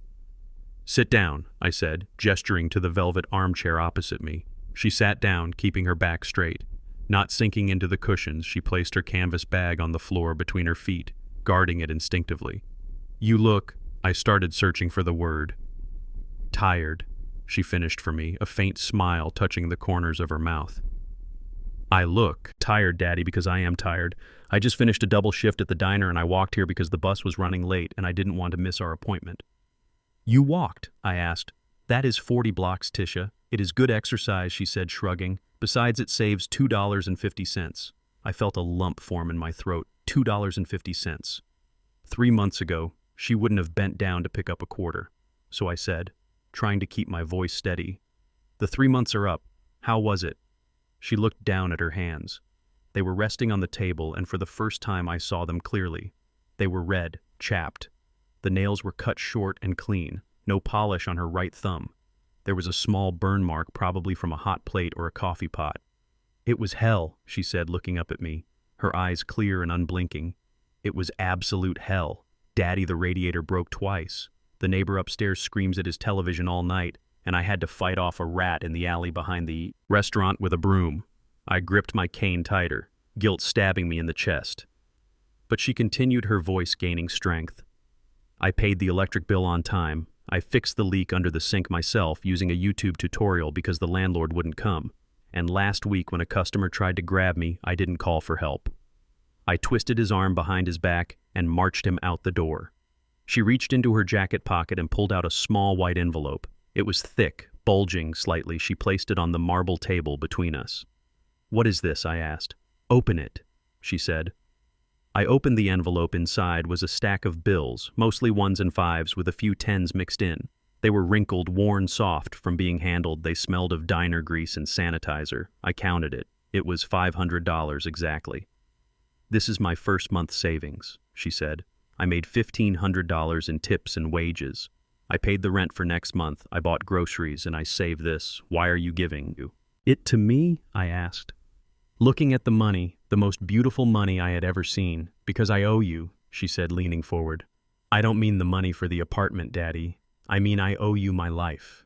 You saved me from Brad. You saved me from being a parasite. I was drowning in that mansion, and I didn't even know it." She pointed to the stack of bills. That is the interest, she said. Consider it a down payment on my dignity. I looked at her, really looked at her. And for a second the lobby of the Ritz-Carlton faded away and I was back in 1975, standing in a small kitchen with my wife Clara. We had just started my construction business. We were broke, tired, and hungry. Clara had been scrubbing floors all day to help buy supplies. She had looked just like this, tired, thin hands rough, but eyes burning with a fire that could melt steel. Tisha had her mother's eyes. For 35 years I had tried to give her everything Clara didn't have, and in doing so I had robbed her of the one thing. Clara did have strength, but now looking at the burn on her thumb, looking at the pride in her posture, I saw it. The foundation was set, the concrete had cured. I pushed the envelope back across the table. I cannot accept this, Tisha, I said. Her face fell, disappointment clouding her eyes. Why is it not enough? I know it is small compared to what you have, but it is not about the amount. I said softly, interrupting her, it is about the investment. A smart businessman never withdraws capital when the stock is rising. I reached out and took her rough hand in mine, feeling the calluses. Keep it, I said. Put it in a savings account.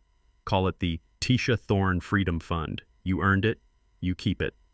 She looked at the money, then back at me, tears swimming in her eyes, but they didn't fall. She blinked them back. Okay, she whispered. Okay, Daddy. My stomach gave a loud rumble, breaking the emotional tension. I haven't eaten since breakfast, she admitted with a sheepish grin. I was too nervous to eat before I came. Here I smiled, standing up and offering her my arm. Well, then we should eat, I said. She stood up, grabbing her bag.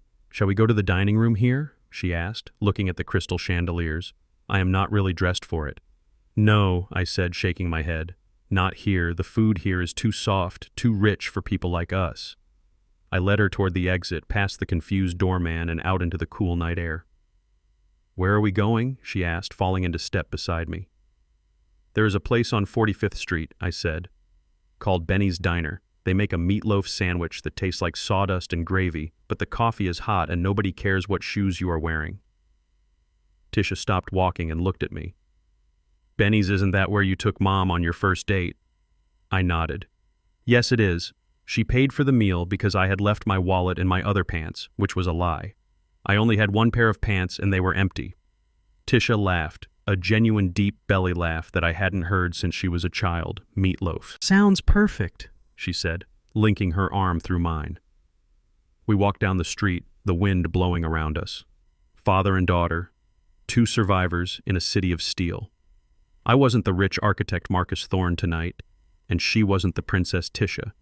We were just two people going to get dinner. Two people who knew exactly what it cost to survive and who knew that the best meals are the ones you pay for with your own sweat. As we walked, I felt her grip on my arm. It was strong, solid. I had destroyed her life to save her. And as we turned the corner toward the diner, I knew that the woman walking beside me was worth 10 times the mansion I had taken away. The redemption wasn't in the money she brought me. It was in the fact that she didn't need me anymore. And that was the greatest gift a father could ever receive. The meatloaf at Benny's Diner was exactly as I remembered it. Dense, peppery, and smothered in a gravy that was probably 80% salt. Tisha ate half of her sandwich with the hunger of a wolf who hadn't seen a kill in days. But then she stopped. She pushed the plate away and stared at the cracked vinyl of the booth seat, her face turning a shade of pale green that worried me. Are you all right? I asked, putting down my fork. The food is heavy if you are not used to it. It is not the food, Daddy, Tisha whispered. She kept her eyes down, avoiding mine. Her hand went instinctively to her stomach, a gesture so subtle I almost missed it, but I am a man who notices structural stress before the cracks appear. What is it, Tisha? I asked, my voice dropping low. Whatever it is, we can fix it. You have proved you are strong enough to handle anything. She looked up at me, and the fear in her eyes was different from the fear of poverty or the fear of homelessness. It was a primal, terrified look. I am pregnant, she said.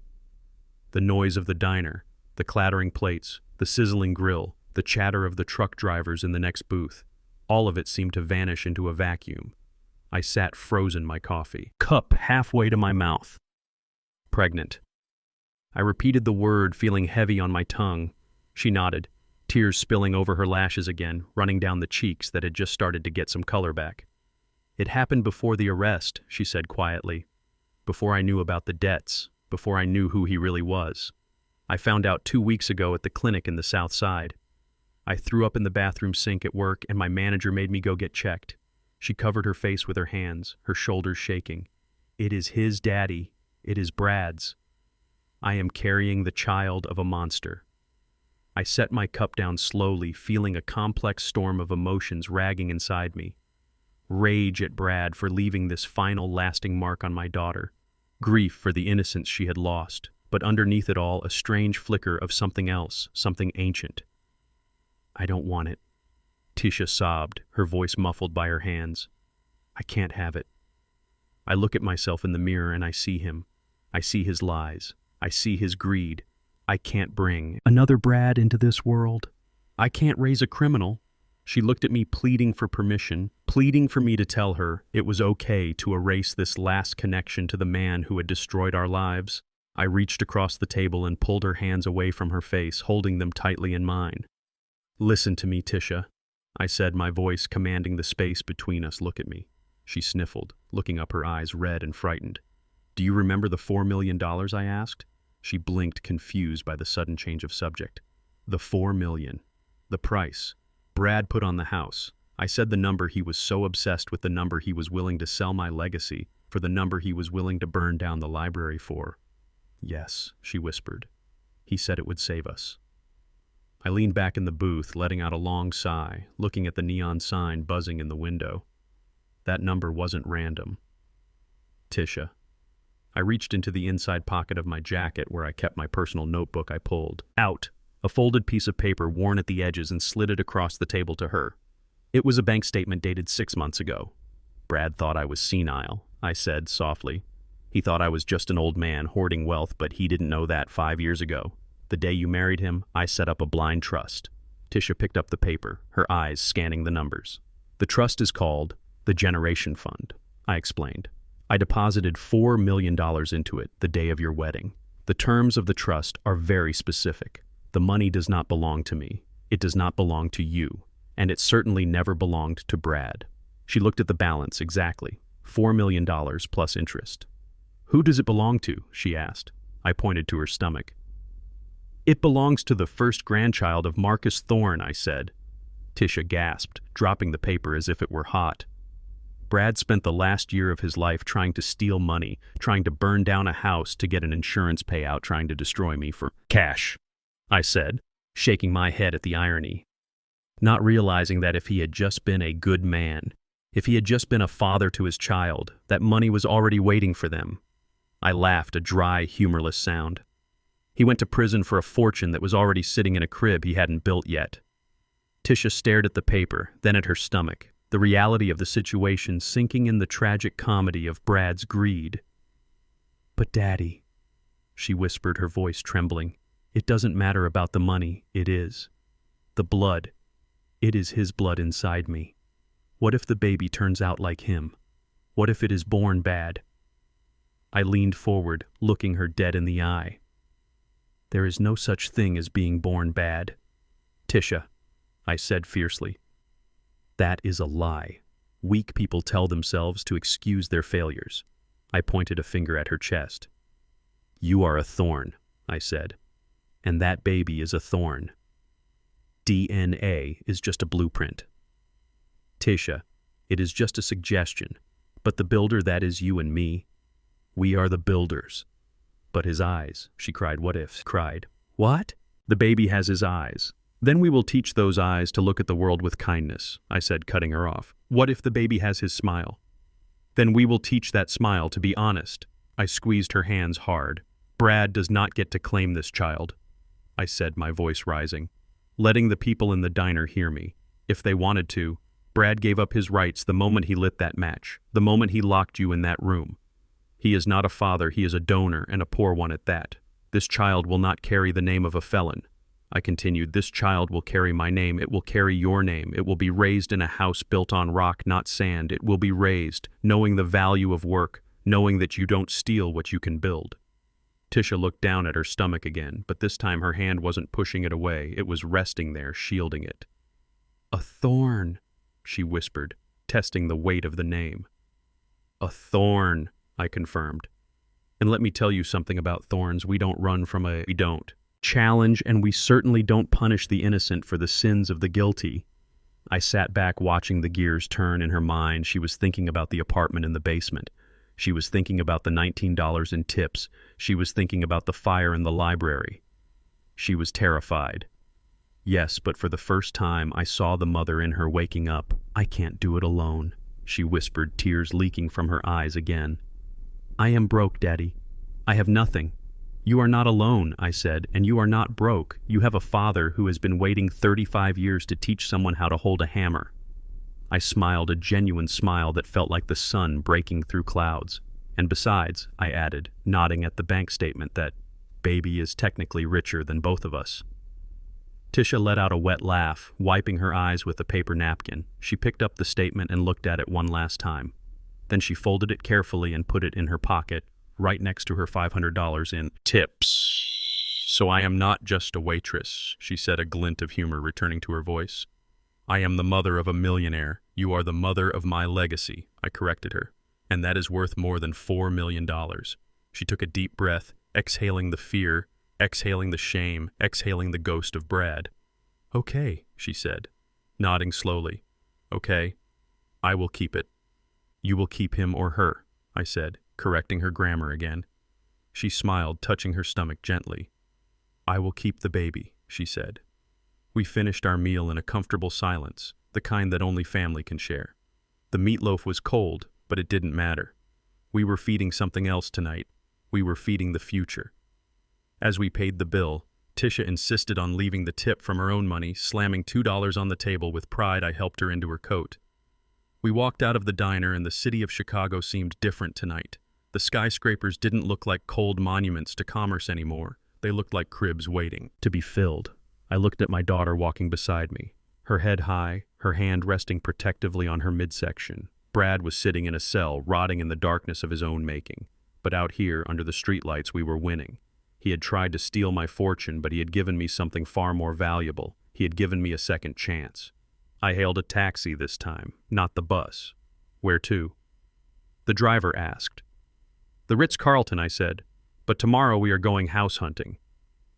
Tisha looked at me surprised. "House hunting?" she asked. I nodded. "We sold the estate," I said. "The memories, they are too smoky, too burnt. We need a new site. Something with a nursery. Something with a view of the future."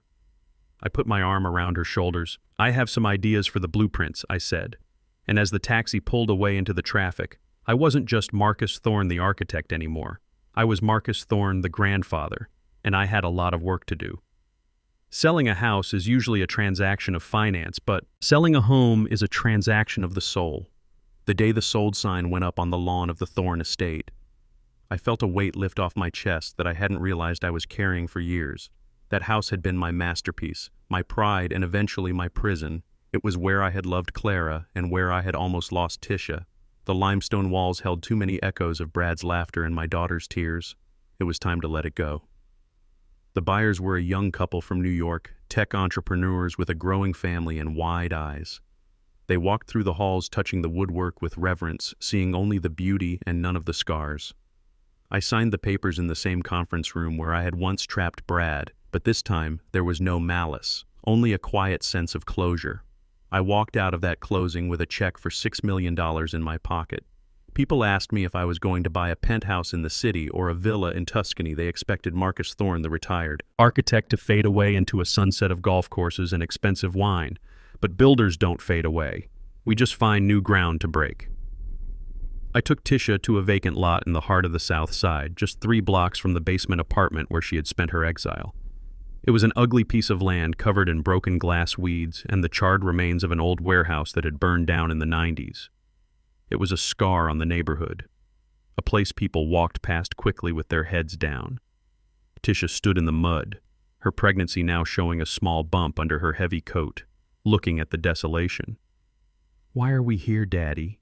she asked, pulling her collar up against the wind. I pointed to the ruin. Because this is the foundation. I said. I unfolded a large roll of blueprints on the hood of my car, the paper flapping in the breeze. I don't want to build another mansion. Tisha, I said, tracing the lines. I drew the night of the fire. I want to build a fortress, but not for us, for them. Showed her the plans for the Thorne Center for Design and Justice. It wasn't just a community center with a basketball court and a vending machine. It was a state-of-the-art facility designed to teach two things that are never taught in these neighborhoods: architecture and law. We are going to teach them how to build wealth, I said, looking at her, and we are going to teach them how to protect it so that no predator with a smile and a contract can ever take it away from them. Tisha looked at the drawings, her eyes widening. She traced the lines of the lecture hall, the legal clinic, the design studio. And who is going to run this? She asked. You are, I said. Me. She laughed, a nervous disbelief in her voice. Daddy, I am a waitress. I don't know how to run a construction project. You are a Thorne, I reminded her. And for the past 3 months, you have learned more about the reality of this neighborhood than any politician in City Hall. You know what it feels like to be invisible. You know what it feels like to count pennies. You have the one qualification that money can't buy: empathy. I handed her a hard hat. It was white, pristine, and had her name printed on the front. Project manager. Put it on. I said. The concrete trucks arrive at 7 a.m. tomorrow. Don't be late. The next 6 months were the hardest and happiest of my life. I watched my daughter transform from a socialite into a commander. She didn't just wear the hard hat she lived in. She was on site every day, arguing with contractors, checking supply lists, negotiating prices, and ensuring that every beam was straight and every pour was level. She was relentless.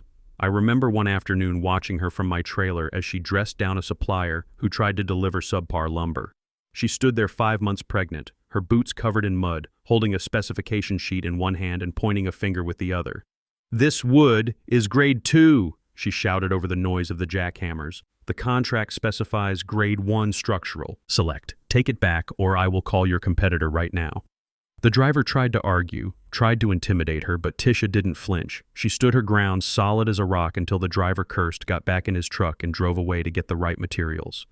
I smiled, sipping my coffee. That was the Tisha who had survived the basement. That was the Tisha who had walked 40 blocks to save $2.50. She wasn't building a building. She was building herself. We poured the foundation in the spring just as the snow melted, seeing the wet concrete fill the trenches covering the scars of the old warehouse felt like healing the earth itself. We raised the steel frame in the summer, the skeleton of the future, rising against the gray sky of the tenements.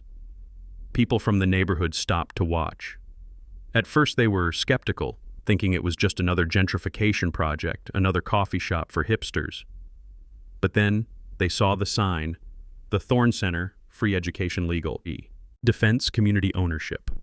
They saw Tisha walking the site, greeting them by name, asking them what they needed, asking the teenagers to come look at the blueprints. They realized this was for them. By the time the glass went in, Tisha was 7 months pregnant, moving a little slower, but with a glow that outshone any diamond she ever wore. She had found her purpose, not in leisure, but in labor. We were sitting in the unfinished office that would become her workspace, going over the budget for the grand opening when her phone rang. It wasn't her work phone, it was her old personal cell. The number she hadn't changed yet because she was waiting for a call from the divorce lawyer. She looked at the screen and her face went pale, the light in her eyes dimming for a split second. "It is a collect call," she whispered from the correctional facility. The room went silent, the sound of a drill buzzing in the distance, feeling miles away. "It is him," she said simply. I didn't tell her what to do. I didn't reach for the phone. I just sat there and waited. This was her site, her office, her life. She stared at the phone, watching it vibrate on the desk, seeing the name of the man who had slept in her bed, who had stolen her house, who had threatened to kill her. She reached out her hand, hovering over the device. For a second, I thought she might answer. I thought the old Tisha, the one who needed approval, the one who was afraid to be alone, might pick up and listen to his lies. Listen to him beg. Listen to him. Promise that he had changed. But that Tisha didn't work here anymore. She picked up the phone, but she didn't swipe to answer. She pressed the side button, silencing the ring. Then she pressed it again, sending the call to voicemail. She didn't put the phone back down. She opened the settings menu, her thumb moving with decisive speed. She scrolled down to the block contact option and tapped it. Then she went to her carrier's app and clicked change number. She set the phone down on the blueprints right, on top of the drawing for the entrance hall. "He wants forgiveness," she said, her voice calm, devoid of anger, devoid of sadness, just empty. "And what do you want?" I asked. "I want to order the furniture for the library," she said, looking back at her spreadsheet. "He is part of the demolition, Daddy, and we are in the construction phase. We don't bring the rubble into the new building." I nodded, feeling a swelling of pride that was almost painful. She hadn't just changed her number.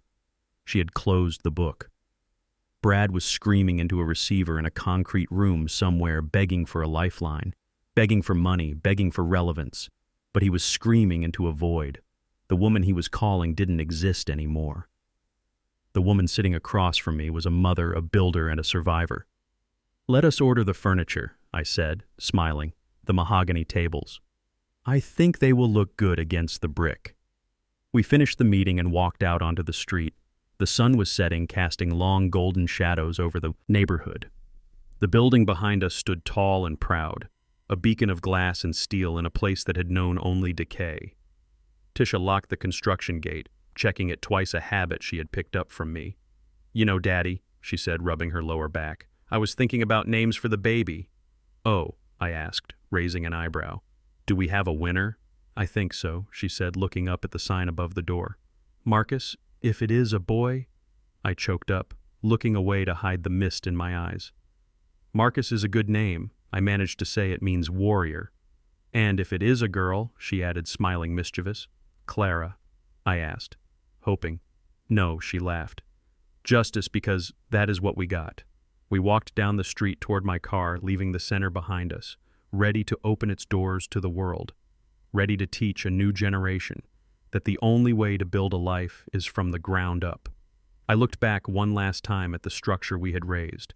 It wasn't a mansion. It wasn't a monument to ego. It was a promise kept. They tried to take my house. They tried to break my family. They tried to burn my legacy. But they forgot one thing. I am an architect, and I know how to build things that last forever. The end. It has been exactly 365 days since I walked out of the courtroom, leaving my son-in-law in handcuffs and my daughter in tears. And today the sun is shining over Chicago with a brilliance that feels like a benediction. I am standing on the corner of 35th and King Drive, not in front of a gated mansion with a heated driveway, but in front of a 3-story building made of reclaimed brick and floor-to-ceiling glass. The sign above the door is simple brushed steel letters that read, "The Thorne Center for Design and Justice."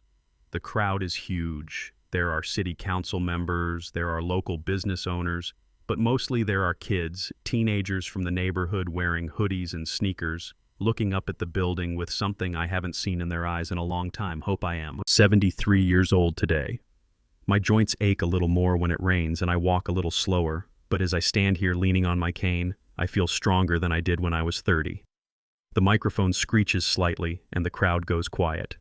"Ladies and gentlemen," the voice on the speaker says, confident and clear, "welcome to the future." I look at the podium and I see her. Tisha is standing there wearing a white suit that is tailored to perfection, but there are no designer logos visible. She looks powerful, not because of what she is wearing, but because of how she is standing. Her shoulders are back, her chin is high, and her eyes are scanning the crowd with the authority of a general. She isn't the Tisha who cried over a purse. She isn't the Tisha who let a man tell her what she was worth. She is Tisha Thorne, the executive director of this center, and the woman who personally oversaw every single invoice, every single permit, and every single brick of this construction. She holds a pair of giant ceremonial scissors, but her hands aren't shaking. She looks at me, standing in the front row, and gives me a small, almost imperceptible nod. "This building," she says, her voice echoing off the glass facade, "is not a gift. It is a promise. It is a promise that talent will no longer be ignored because of a zip code. It is a promise that justice is not just a concept, but a practice. And it is a proof that you can burn a life down to the ground and build it back better." The crowd erupts in applause, cheering, whistling, but I don't clap. I just smile, feeling a warmth in my chest that has nothing to do with the sun. She cuts the ribbon, the red silk falling to the ground like a severed artery of the past. The doors open and the kids flood in, rushing to see the computer labs, the drafting tables, the legal library. I wait until the crowd thins out a bit before walking up the ramp. Tisha is waiting for me in the lobby holding a clipboard. "Well, Mr. Thorne," she says, tapping her pen against the board. "Does it pass inspection?" I look around at the exposed beams, at the polished concrete floors, at the light flooding in from the skylights. It is a masterpiece of modern industrial design, efficient, durable, and beautiful. "It will do," I say, keeping my face stern. "It will do." She laughs, and the sound is music. "Come with me," she says. "I have something to show you." She leads me, not to the director's office, but to the nursery at the back of the building. It is a quiet room painted in soft yellows and greens, filled with cribs and toys. In the center of the room in a rocking chair sits a nurse holding a bundle wrapped in a white blanket. Tisha walks over and gently takes the bundle. She turns to me, her face softening, the fierce executive melting away to reveal the mother. "Meet your grandson," she whispers. She hands him to me. I rest my cane against the wall and take the baby in my arms. He is heavy, solid, warm. He smells of milk and new beginnings. I look down at his face. He is sleeping, his tiny fist curled against his cheek. He has dark skin, smooth as polished mahogany, and a tuft of curly black hair. He opens his eyes for a second, looking at me with a gaze that is old and wise. "Does he have a name?" I ask, my voice thick. "Justice," she says softly. "Justice. Marcus Thorne." I feel a tear slide down my cheek, getting lost in my beard. "Justice," I whisper. "Hello, Justice." I look at Tisha. "You know," I say, rocking the baby gently, "I sold the estate for $6 million. I know she says you put it into the trust for the center." "Most of it," I say, "but I kept something back." I reach into my pocket and pull out a small velvet box, not a jewelry box, but a key box. I hand it to her. She opens it. Inside is a single iron key, old and heavy. "What is this?" she asks. "That I say is the key to my old office downtown, the one I haven't used since I retired. The lease is paid up for 10 years, and the sign on the door has been changed." Changed to what, she asks. "Thorne and daughter, architects," I say. Tisha looks at me, her mouth falling. "Open. I don't have money to leave you, Tisha," I say, looking at her seriously. "I spent it all on this building, and on the trust for this little guy. I am not leaving you a fortune. I am not leaving you a safety net." I step closer to her. "I am leaving you a career," I say. "I am leaving you a reputation. I am leaving you a seat at the table. You proved you can build. You proved you can lead. Now go out there and build a city." She closes her hand around the key, gripping it tight. "Thank you, Daddy," she whispers. "Don't thank me," I say. "Earn it." We walk out of the nursery and out the back door of the center onto a large terrace that overlooks the city to the north. We can see the skyline of Chicago, the Sears Tower, the Hancock Building, the steel giants standing tall against the blue sky. To the south, we see the rooftops of the tenements, the streets where Tisha learned to survive, the diner where she earned her first tip. Somewhere miles away in a concrete cell, Brad is sitting on a metal bunk, staring at a wall, blaming the world for his fate. He is a footnote in our history, a ghost that has been exorcised. Here on the terrace, the wind is cool and fresh. I hold little Justice in one arm and put my other arm around my daughter. "We don't have the mansion anymore," I say, looking at the view. "We don't have the pool. We don't have the servants." Tisha rests her head on my shoulder, looking at her son. "We have everything we need," she says. I look at the three of us. 3 generations of Thornes standing on a foundation. We built ourselves. I used to think that my legacy was the buildings I designed, the skyscrapers that scraped the clouds, the awards on my shelf. But standing here with the weight of my grandson in my arms and the strength of my daughter beside me, I realize I was wrong. Those buildings will eventually crumble. Concrete cracks, glass shatters, steel rusts. But this, what I see in Tisha's eyes, what I feel in Justice's heartbeat, this is permanent. I didn't just save my daughter from a bad marriage, I saved her from a life without meaning. I broke her heart so she could find her soul, and that is a design that will last forever. I take a deep breath, filling my lungs with the air of the South Side. It tastes like victory. I am Marcus Thorne, I am an architect, and this is my greatest creation. They thought they could bury me because I was old, because I was quiet, but they forgot that I am an architect. I don't just build structures. I lay foundations that withstand storms. My legacy wasn't the mansion they tried to steal. It was the lesson I had to teach my daughter. Dignity cannot be inherited. It must be built brick by painful brick. By stripping her of her comfort, I gave her back her strength. I didn't just win a legal battle against a greedy son-in-law. I won back my child from the abyss of entitlement. Sometimes the greatest act of love is to let the tower fall so you can rebuild it stronger. If you enjoyed this story, please hit the like button and subscribe to the channel. It really helps us. Share these stories with the world and tell me in the comments. Have you ever had to use tough love to save someone you care about? I want to hear your story. See you in the next video.